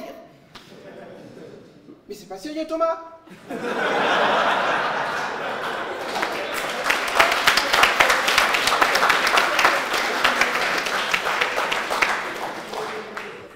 Burkinabé, vous en êtes témoin. Toute personne qui n'est pas du même avis que Thomas Sankara se voit même accusé d'opposant de la nation. Dès que des militants ne sont plus en odeur de sainteté, ils sont arrêtés. Et c'est cet homme-là que vous qualifiez de héros. Mais réveillez-vous. Revoyons ensemble les faits. Juin 1984. 7 personnes. Oui, j'ai un problème avec mes doigts. 7 personnes accusées d'avoir fomenté un complot ont été condamnées à être fusillé. Mais moi, je ne ferai pas ça. 4 à des peines de 20 années de prison. Des horreurs et même des assassinats ont été commis, comme celui du vaillant commandant Amadou Sawadogo du bataillon d'intervention aéroportée. Des milliers de personnes ont été torturées. Un jour, j'ai même vu, à côté d'un comité de défense de la Révolution, des hommes pendus par des bras au-dessus du feu. Quelle manière atroce de mourir! Et je rappelle, devant cette salle solennelle, qu'à un moment donné, celui-là même qui se considère comme un homme intègre a pensé à me liquider, moi et mes hommes.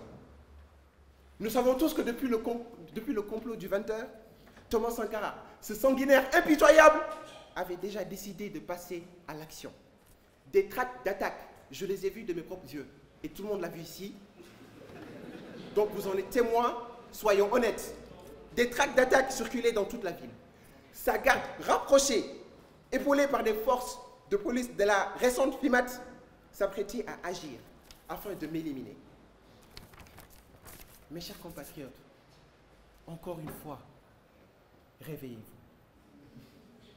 Un leader qui se permet d'arrêter ses opposants pour les faire taire n'est plus un leader, mais un dictateur, soyons-en sûrs. Le capitaine Sankara a tellement abusé de son pouvoir que, durant les élections, il n'y a plus d'isoloir, sous prétextant que les élections doivent être ouvertes pour plus de transparence. Nul ne vote librement s'il ne peut plus voter en secret. Je suis sûr que madame, si on vous avait demandé de voter tout de suite pour n'importe qui et qu'on vous demandait de choisir alors qu'il y a des gardes militaires tout autour, vous aurez réfléchi à 7 fois avant de cocher quel président vous allez élire. Et c'est ce que le capitaine Thomas Sankara nous imposait. Thomas, en rejoignant le club des chefs d'État autoritaires, tu as trahi ton peuple. Avouons-le. Et c'est la raison pour laquelle le Front populaire, éternel serviteur de la nation, digne de confiance, a décidé de renverser ton pouvoir. Et nous en sommes fiers.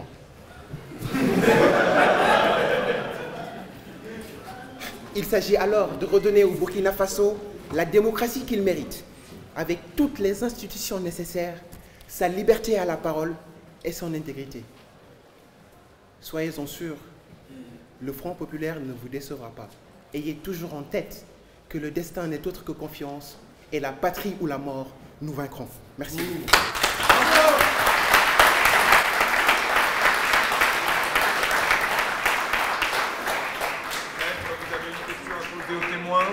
Merci, Monsieur le Président. Vous nous dites vous-même n'être fidèle à personne. Alors comment un homme trahissant son ami le plus proche peut-il être un dirigeant fidèle à son peuple?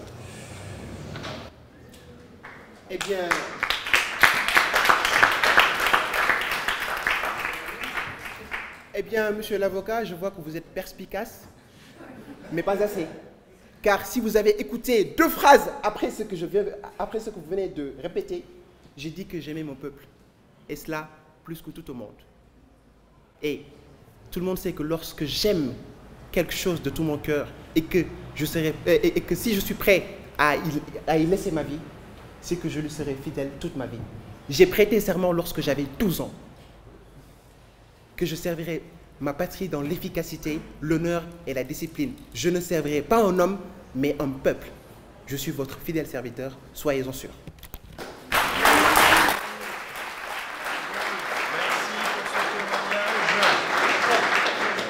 Et avant d'entendre le réquisitoire et la plaidoirie de l'avocat de la défense, nous allons écouter l'accusé Thomas Isidore Sankara.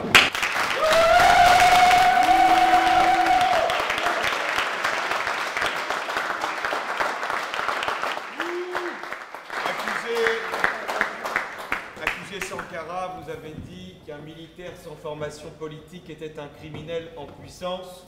Aujourd'hui, c'est certainement votre formation politique qui est remise en question, votre bilan. Qu'avez-vous à répondre des accusations qui ont été portées contre vous?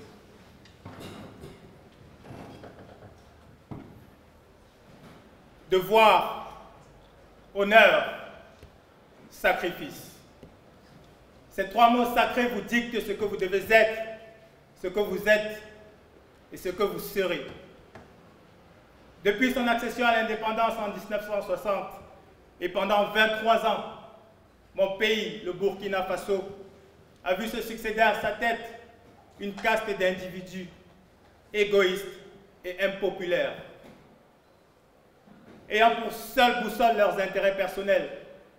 Ces pontes et ces seigneurs de l'ancien système ont érigé en modèle la corruption, le népotisme et les détournements de fonds publics, piétinant et broyant ainsi au passage les aspirations les plus légitimes des masses populaires à la justice sociale, à l'autodétermination et à l'épanouissement. C'est donc par honneur, par devoir et par sacrifice que le 4 août 1983, les filles et les fils du Burkina Faso ont décidé, à travers le Conseil national de la Révolution qui m'a porté à sa tête, de prendre leur destin en main et d'en finir avec cette forme vicieuse de domination et d'exploitation. Depuis lors, le train de la Révolution est lancé et la ferveur révolutionnaire qui a gagné les villes et les villages de notre pays témoigne de l'adhésion populaire à notre projet. En seulement 4 ans, la Révolution a permis de rendre le pouvoir au peuple et de l'impliquer dans la gestion participative des affaires collectives, à travers notamment les comités de défense et de la Révolution, les tribunaux populaires révolutionnaires ou encore le pouvoir provincial révolutionnaire. À la place des salaires exorbitants et autres gros cylindres des fonctionnaires, nous avons alloué les richesses nationales aux réels besoins des Burkinabés.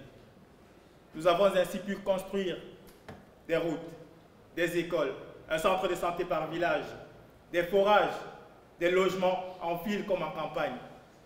Et cela sans aucun centime du FMI, sans aucun emprunt. Grâce à la réforme agraire désormais fameuse que nous avons lancée, chaque Burkinabé a aujourd'hui 2 repas par jour dans son assiette. Mais au-delà de tout, la plus grande victoire de la Révolution, c'est la transformation des esprits.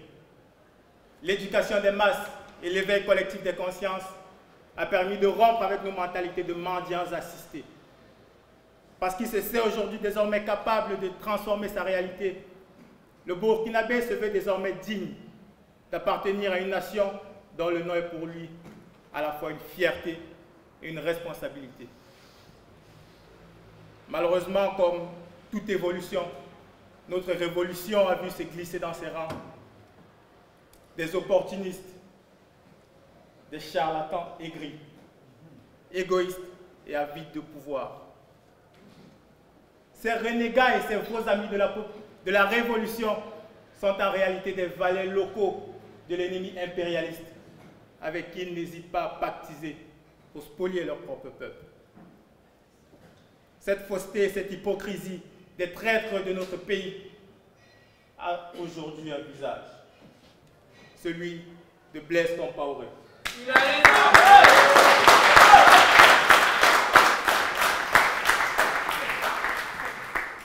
Celui que je considérais comme mon propre frère n'a pas hésité une seule seconde à trahir la nuit les serments révolutionnaires qu'il prêchait le jour. Ces mêmes gens m'accusent aujourd'hui d'avoir voulu délivrer mon peuple. Mais à la vérité, le procès de ce jour n'est pas tant le mien, mais il est davantage celui de l'émancipation de la nation burkinabé et au-delà de tous les peuples humiliés du monde. Alors, Monsieur le Président, Mesdames et Messieurs du tribunal, la question qui se pose aujourd'hui à vous est toute simple. Vous rangerez-vous du côté de l'oppresseur ou de celui de l'opprimé? Du côté de l'agresseur ou de celui de l'agressé? Du côté du persécuteur ou de celui du persécuté? Quoi qu'il en soit, la révolution est victoire, et avec ou sans Thomas Sankara, elle se poursuivra. La patrie ou la mort, nous vaincrons.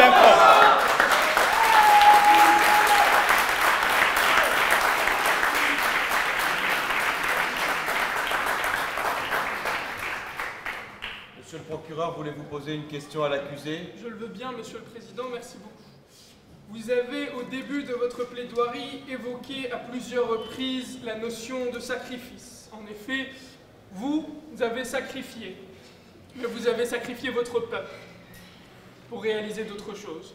Ma question est la suivante. Puisque vous êtes le père de la Révolution, pourquoi vous vous êtes pas sacrifié, vous, ou peut-être un membre de votre famille?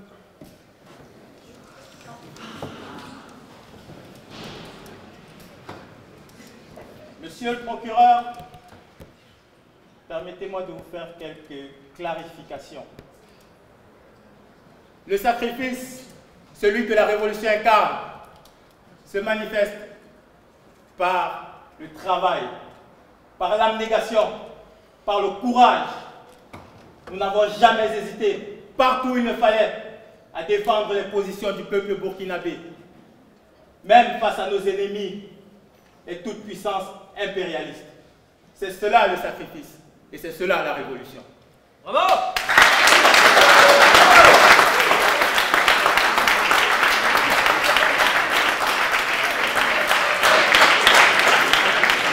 Monsieur le procureur, c'est donc l'heure de votre réquisitoire. Nous avons écouté tous les témoignages et l'accusé lui-même. Nous vous écoutons.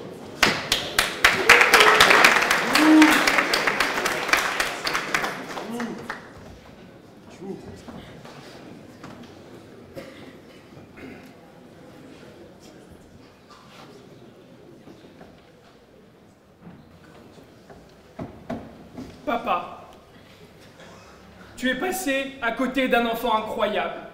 Tu es passé à côté des anniversaires, des diplômes, des luttes et des victoires de ton enfant. Tu ne m'as pas protégé et pourtant, c'est toi qui m'as conçu. Tu ne m'as pas aimé, papa. Je suis déçu. Monsieur le Président, Mesdames, Messieurs de la Cour, voici quelques mots émouvants adressé par la révolution burkinabèse à son père. Thomas Sankara, le père de la révolution, n'est qu'un père indigne. Alors, mesdames et messieurs, l'accusation de Sankara s'articulera autour de 3 reproches. Premièrement, la prise illégale du pouvoir en 83. Et deuxièmement, les trahisons politiques à l'encontre de la Libye et le vol des armes prêtées par Kadhafi. Et troisièmement, les révolutions menées au détriment de principes politiques essentiels et de droits humains fondamentaux. Alors premièrement, comme l'a rappelé M. Ouédraogo, après avoir guidé l'insurrection, Sankara prend le pouvoir par un coup d'État. Et c'est là le premier drame de la révolution. Madame Sankara, comment pouvez-vous vanter les mérites d'une politique dont l'origine même est viciée par un coup d'État, par un procédé antidémocratique et liberticide? Comment pouvez-vous vous présenter comme le symbole du Burkina Faso alors que vous portez un habit traditionnel du Bénin?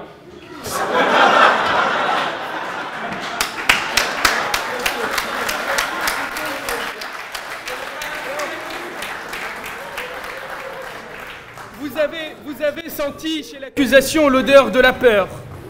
Je sens, moi, chez vous, l'odeur de la fraude. Mesdames et messieurs, le vote, les urnes sont l'expression directe de la volonté populaire. Mais, obsédé par son rendez-vous avec la gloire, Thomas Sankara a raté le rendez-vous avec le peuple. Ensuite, Monsieur le Président du Ghana nous a dit que Thomas Sankara a lutté contre l'impérialisme occidental. Et pourtant, Sankara a refusé de soutenir la lutte des rebelles tchadiens. Il a refusé encore une fois de porter de l'aide à Charles Taylor pour mener une offensive contre l'impérialisme occidental. Thomas Sankara a toujours refusé la lutte lorsqu'elle n'était pas dans l'intérêt de son régime. non pas de son pays, Monsieur le Président, mais uniquement de son régime.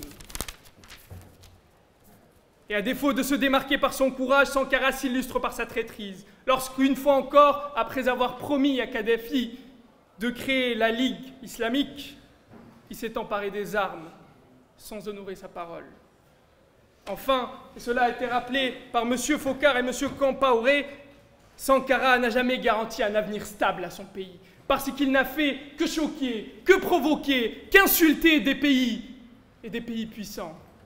Et il est impossible, mesdames et messieurs, pour un pays aussi jeune, aussi fragile que le Burkina Faso, d'évoluer et d'être stable en ayant partout des ennemis puissants. En plus de cela, Thomas Sankara, pour mener à bien son projet, et je l'ai rappelé par mes questions, a exploité des femmes et des hommes. Il les a contraints au travail forcé. Je dis bien au travail forcé et non pas à l'esclavagisme, madame. Ce n'est pas la même chose. Et c'est à travers cela que Sankara a pu réaliser des résultats miraculeux. Alors je vous le demande, mesdames et messieurs, le jeu en vaut-il la chandelle? Le développement doit-il primer sur les libertés individuelles? Les volontés de Sankara doivent-elles se réaliser au détriment des vies humaines? Pouvoir illégitime et illégal, traîtrise et vol d'armes, bafouement des libertés fondamentales et exploitation des vies humaines. Voilà pourquoi il est juste, il est indispensable de me condamner. Et concernant la révolution burkinabèse, elle est comme toutes les révolutions, qu'elle soit bourgeoise ou prolétaire, d'octobre ou de juillet, culturelle ou sexuelle, qu'elle soit issue du pays des jasmins ou née dans le pays du cèdre. Les révolutions n'ont pas de père, et c'est en cela qu'elles sont nos repères.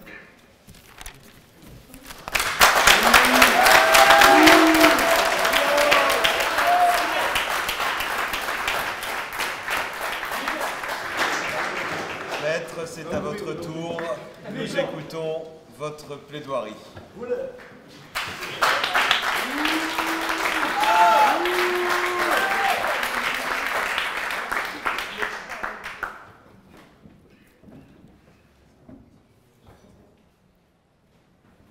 Le siècle dernier, Victor Hugo disait que le blanc a fait du noir un homme. Et 100 ans plus tard, beaucoup d'Africains s'en sont persuadés. Un siècle plus tard, beaucoup trop d'Africains ont intériorisé ces réflexes de subordination. Et encore aujourd'hui, beaucoup trop d'Africains ont fini par croire qu'une force divine aurait séparé le monde en deux parties immuables. Les exploitants et les exploités, les peuples civilisés et les sauvages, ceux qui détiennent la vérité et ceux qui doivent obéir. Comme si l'équilibre du monde tout entier reposait sur cette domination d'un continent sur l'autre. C'est insensé. C'est insensé, pourtant encore aujourd'hui, beaucoup trop tiennent cette aberration pour vérité. Madame, messieurs les jurés, honorable assemblée, si on en croit l'accusation, l'homme qui se présente face à vous aurait dû accepter cette vérité mensongère. Il aurait dû obéir bêtement, abandonner ses convictions et resserrer les chaînes du néocolonialisme sur un peuple qui avait déjà tant souffert.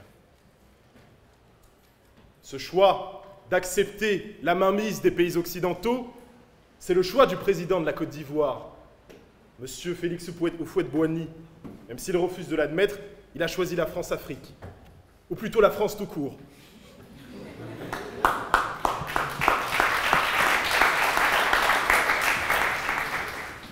Le choix de la trahison de son peuple, c'est aussi celui de Blaise Compaoré, mais sûrement pas celui de Thomas Sankara.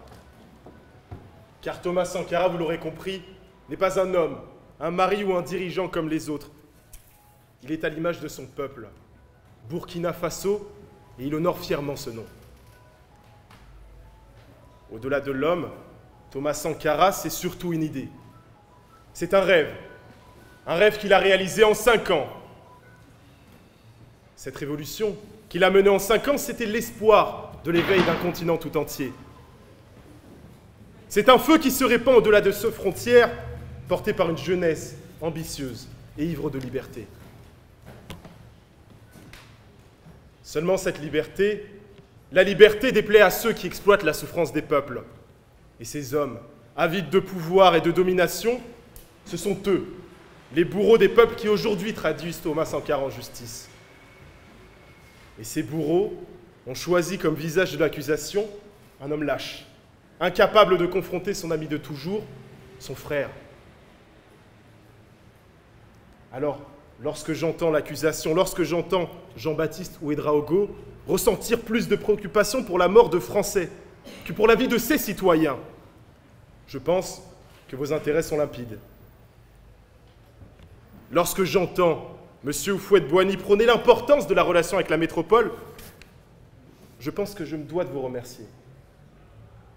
Je me dois de vous remercier, vous, et vous aussi, monsieur le procureur, car vous nous offrez l'exemple parfait de ce que serait avec vous le Burkina Faso.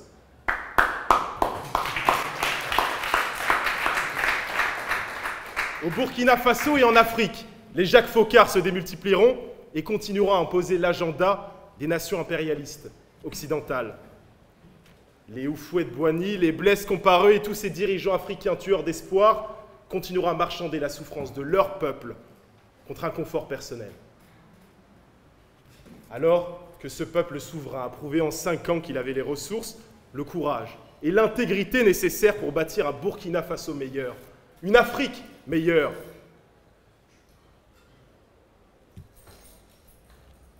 La patrie ou la mort, c'est la devise de ce héros, Thomas Sankara. Lui qui se présente fièrement face à ce tribunal, incarne son peuple. Il n'est pas venu mendier la miséricorde de son frère ou de ce jury. Il est resté digne et intègre. Honorables membres du tribunal, vous en êtes conscients, vous n'avez pas seulement entre vos mains la liberté d'un homme. Vous portez le destin d'un peuple qui demande à arracher son indépendance. La décision que vous vous apprêtez à prendre vous suivra toute votre vie et survivra à votre mort. Mais vous pourrez en être fiers. Car vous ne serez pas ceux qui auront balayé toutes ces années de progrès, mais bien ceux qui auront rendu à un peuple sa dignité. Cette révolution, qui se fait par le peuple, pour le peuple, Thomas Sankara n'en est qu'un symbole, un porteur de ce cri, de cet idéal de liberté. La patrie, elle, survit à la mort, et le combat ne s'arrête pas tant qu'il ne tombe pas dans l'oubli. Alors, auguste assemblée, très cher peuple, qui ce soir êtes témoins de l'idée qu'est Thomas Sankara, vous en êtes maintenant les porteurs. C'est trop tard, cette idée a déjà germé dans vos esprits, et rien, ni personne ne pourra l'arrêter. La patrie ou la mort, nous vaincrons!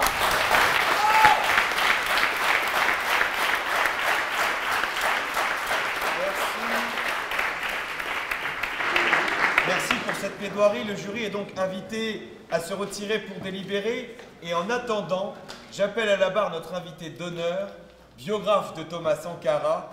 J'ai nommé Bruno Jaffré, sous vos applaudissements bien sûr.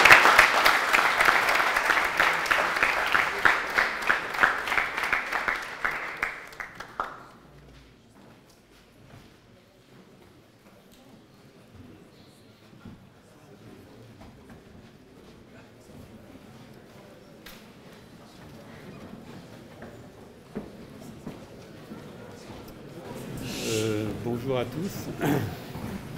Le micro marche là. Vous m'entendez? Est-ce que vous m'entendez?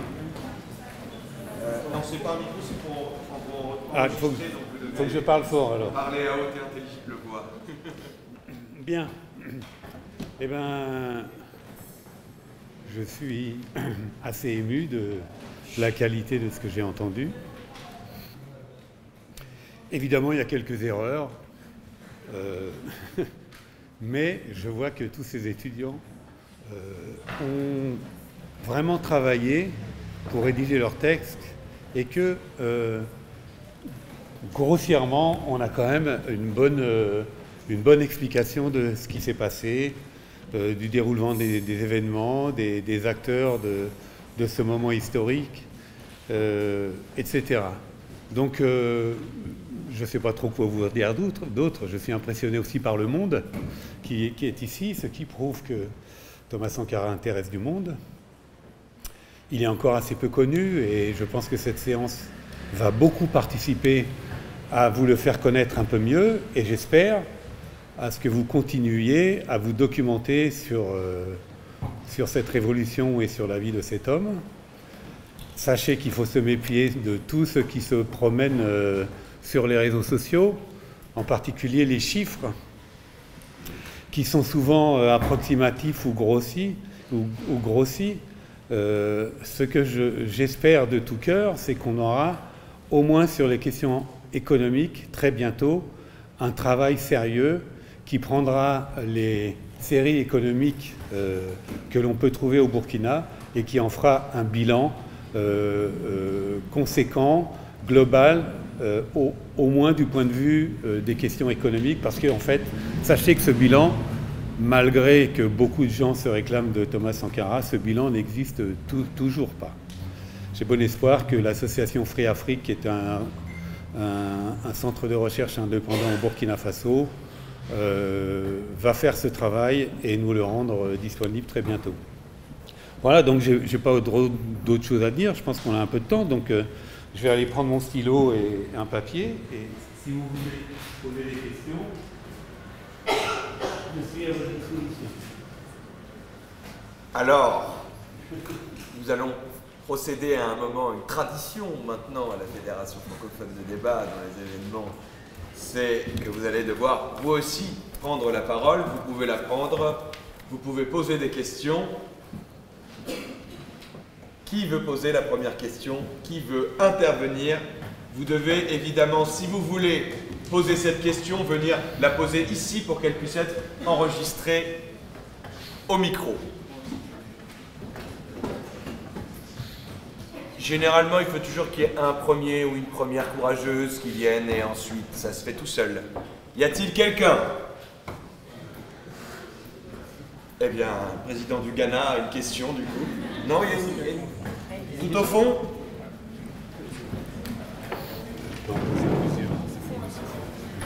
Alors, viens citoyen, viens poser ta question à la tribune, au hareng. Sous les applaudissements de la salle, bien sûr.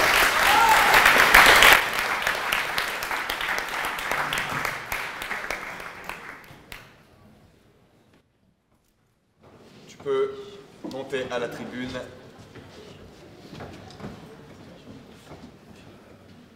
Bonsoir à tous, monsieur et madame le jury.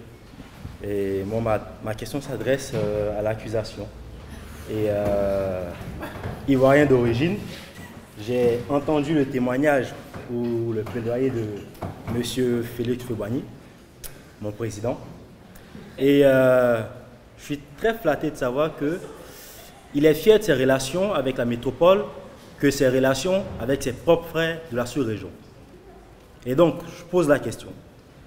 Si vous pensez que la métropole, bien évidemment, en étant soumis, comme on dit, vous êtes le sous-préfet de la France, pensez-vous qu'il est important pour ces pays de la sous-région qui n'ont connu leur indépendance que depuis 1960, de pactiser toujours avec le diable ou d'entretenir des relations de fraternité pour une Afrique prospère?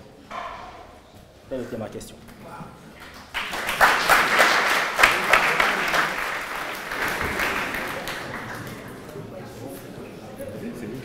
Allez-y, du coup.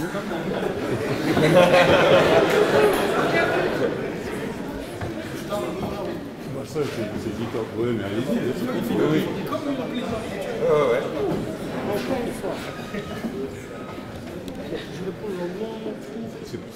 C'est comme vous voulez. Moi, je suis un...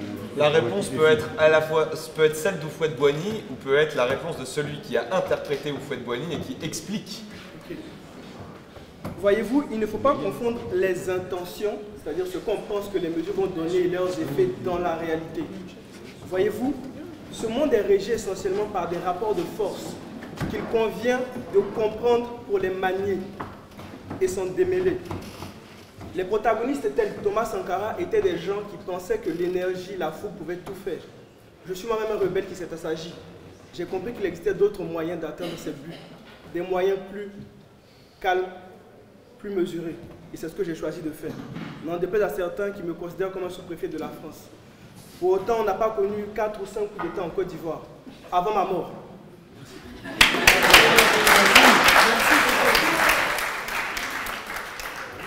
Sur cette question de la relation entre le Burkina Faso et la Côte d'Ivoire, comment est-ce que ça a été traité? Est-ce que ça a été traité de façon juste dans le procès? Et qu'est-ce que, si c'est le cas, il peut être rajouté à cela? Alors, Houphouët-Boigny était effectivement, comme ça a été dit, on va dire le représentant et le leader de la France-Afrique dans la région. Houphouët-Boigny avait... Alors, moi j'ai vécu 2 ans en Côte d'Ivoire, de 80 à 82, donc j'étais coopérant, professeur de mathématiques. J'ai pu, malgré des apparences de débat, me rendre compte que la liberté n'était pas réelle dans ce pays. En particulier, dans mon collège, il y avait la moitié d'enseignants français et la moitié d'enseignants africains, dont un certain nombre qui venaient d'autres pays.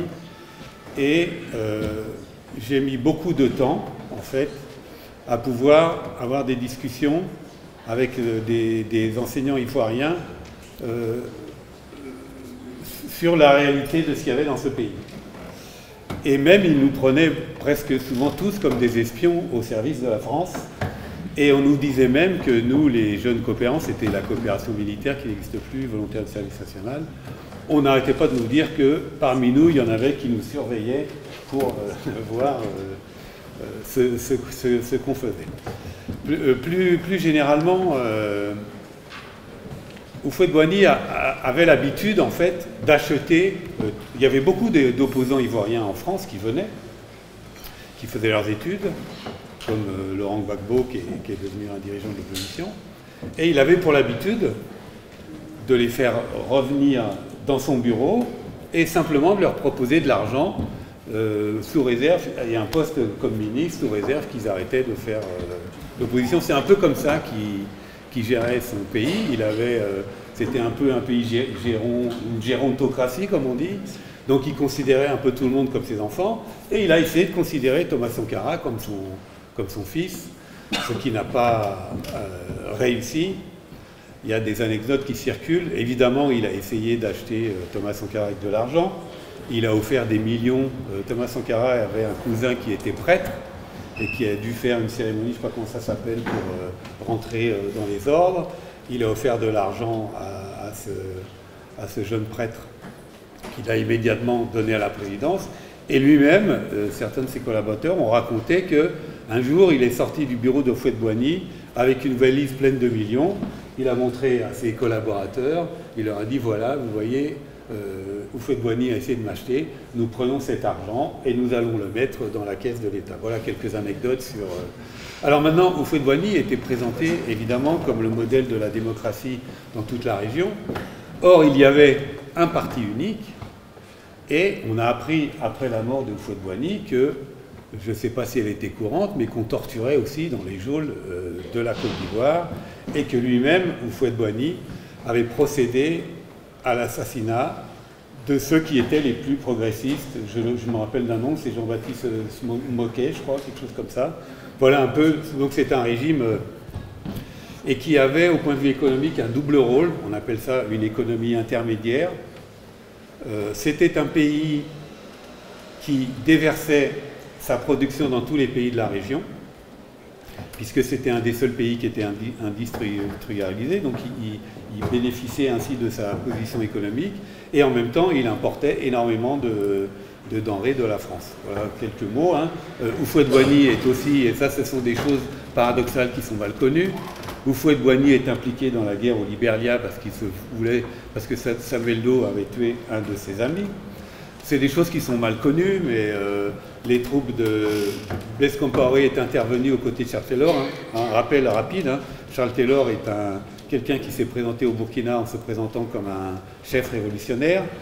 Les journaux américains ont écrit des articles en disant qu'il était chargé par les États-Unis d'infiltrer les mouvements révolutionnaires africains. Et au procès, il a été jugé à un tribunal spécial sur la Sierra Leone. Et en fait, cet homme-là, il raconte sa libération, il raconte une espèce d'évasion, et il la raconte comme si on lui avait ouvert toutes les portes, c'est juste qu'il n'a pas donné une échelle pour sortir pour passer le mur. Voilà un peu le... Et donc cette guerre, vous êtes tous assez jeunes, vous n'avez pas connu, c'est une guerre effroyable, avec beaucoup d'enfants soldats, des enfants qui travaillent pour ramasser les diamants, et dont bénéficient évidemment tous ceux qui ont fait la guerre, notamment Blaise Compaoré et d'autres comme Houphouët-Boigny de façon indirecte probablement. Merci beaucoup, merci à Bruno Jaffré. Comme vous le voyez, il y aurait énormément de choses à dire, c'était un petit florilège. Malheureusement, le jury va devoir rentrer pour rendre son délibéré. Toutefois, je dis une petite chose, Bruno Jaffré a écrit des livres, il en a avec lui. Si vous avez aussi des questions à lui poser, tout à l'heure, quand nous sortirons, n'hésitez pas à le faire. Nous allons continuer à débattre ensemble, nous allons sortir, nous allons certainement aller boire des verres tous ensemble après. Et nous vous invitons évidemment à nous rejoindre. Mais d'abord, le président d'Agora HEAD, Romaric Aliko, va dire un mot sous vos applaudissements. À la tribune, ça s'est enregistré. Donc bonsoir à tous. Alors moi je voulais vous adresser un petit mot. Je suis président de l'association HEAD Agora, qui est rattachée à une école de droit privé qui s'appelle HEAD. Et nous avons organisé ce procès fictif donc, de Thomas Sankara avec la collaboration de la FFD, donc par l'intermédiaire d'Hugo, son président. Et on tenait à tous vous remercier parce qu'il y a eu un véritable engouement. Donc on est vraiment content de vous avoir accueillis et que vous ayez pu assister à cette prestation.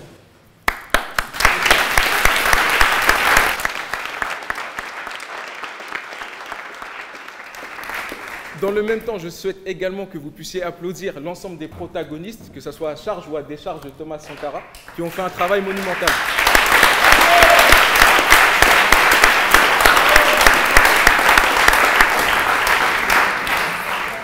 Et enfin, bien sûr, parce que je ne veux pas être trop long, car on attend quand même la conclusion du délibéré, je vous invite à applaudir l'entrée du jury.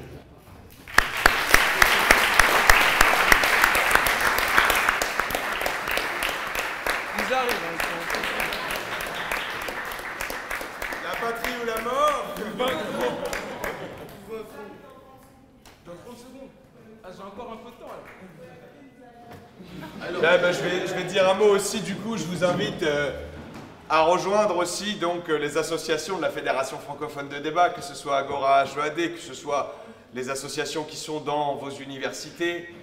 Je vous invite à rejoindre évidemment les formations que nous organiserons à la Fédération francophone de débat une fois par mois. Vous pouvez aussi participer aux concours d'éloquence qui sont organisés, comme le concours Périclès. Je vois ici Rémi Salor qui est directeur du pôle éloquence. Vous pourrez vous adresser à lui si vous avez des questions.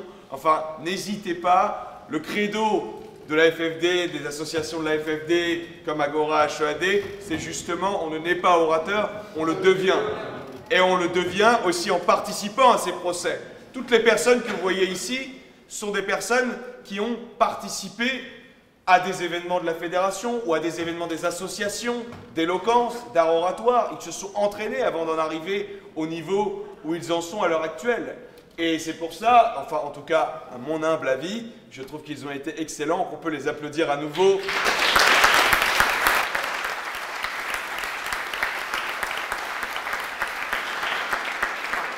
Que leur objectif, c'était d'incarner une position. Vous aurez bien compris que ce n'était pas nécessairement leur avis personnel. C'est la même chose que nous faisons dans les débats de la Fédération francophone de débat. Vous n'avez pas forcément votre avis à défendre, mais vous devez en tout cas argumenter, structurer un propos. C'est ce qu'ils ont fait ce soir. J'espère que cette soirée vous a plu. Si elle vous a plu, n'hésitez pas à nous suivre sur les réseaux. N'hésitez pas à recommander la Fédération francophone de débat, Agora HEAD.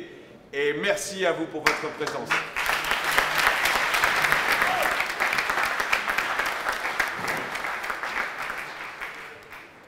Et maintenant, le jury.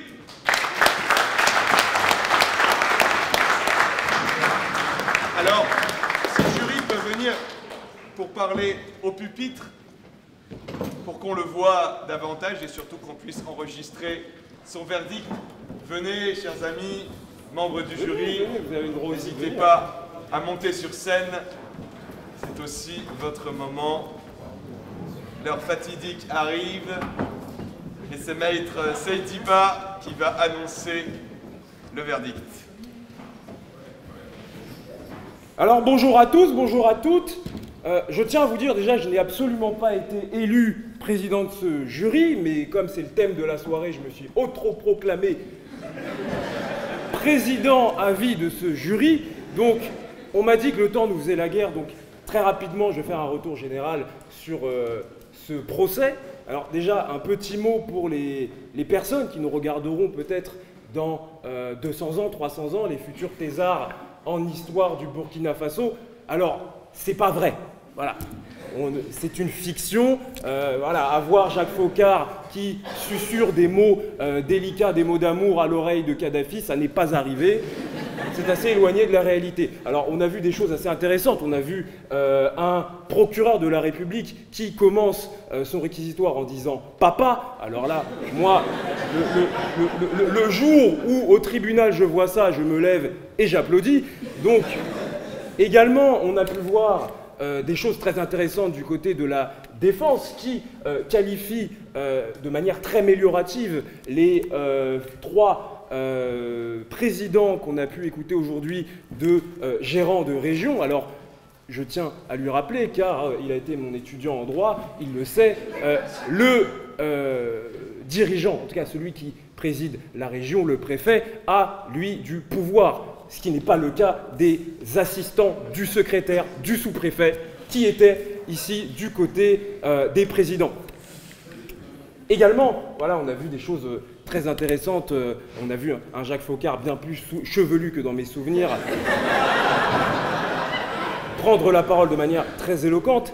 Et on a vu un procureur de la République qui est pour moi le procureur de la République idéal, car il ne demande pas de peine.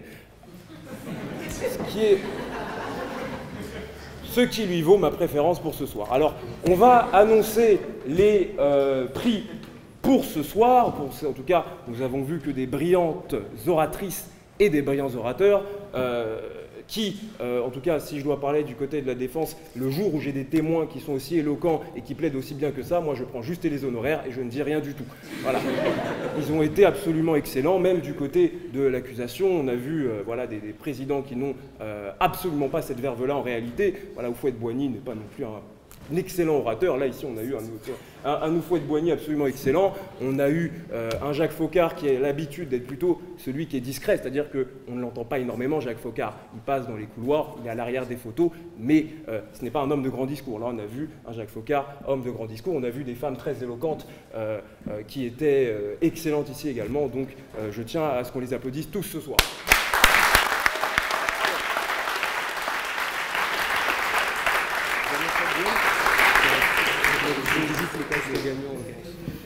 Alors, ce soir, le verdict de ce jury, qui était absolument impartial, en applaudissant donc les témoins et les avocats, ce jury a considéré que M.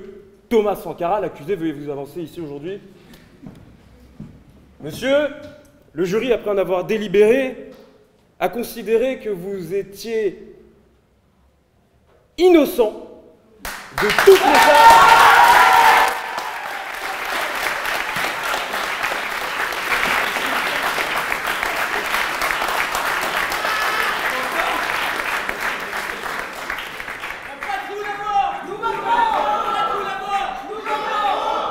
Innocent de toutes les charges, car avec un public comme celui-ci, si nous disions le contraire, alors là, c'est nous qui allions être fusillés. Donc, voilà, nous n'avons pas vraiment le choix. Alors, s'agissant des prix, donc nous avons quand même décerné des prix donc, pour les meilleurs orateurs, les meilleures oratrices. Donc d'abord l'équipe gagnante donc, et l'équipe de la défense.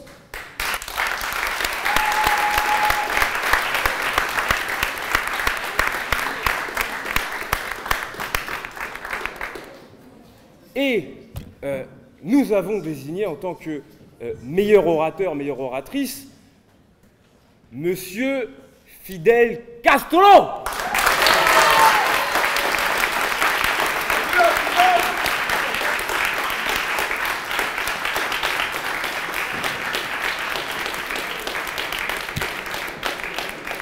Fidel Castro, il faut le savoir, qui est un excellent orateur visiblement, mais qui a aussi échappé à 683 tentatives d'assassinat dans sa vie. Donc c'est également une coupe pour ça.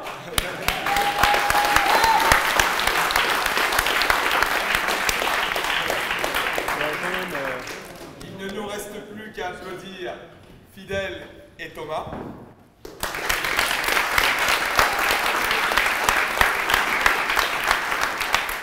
Remercier à nouveau les membres du jury et surtout, évidemment, remercier la mairie Paris-Centre qui nous a accueillis ce soir.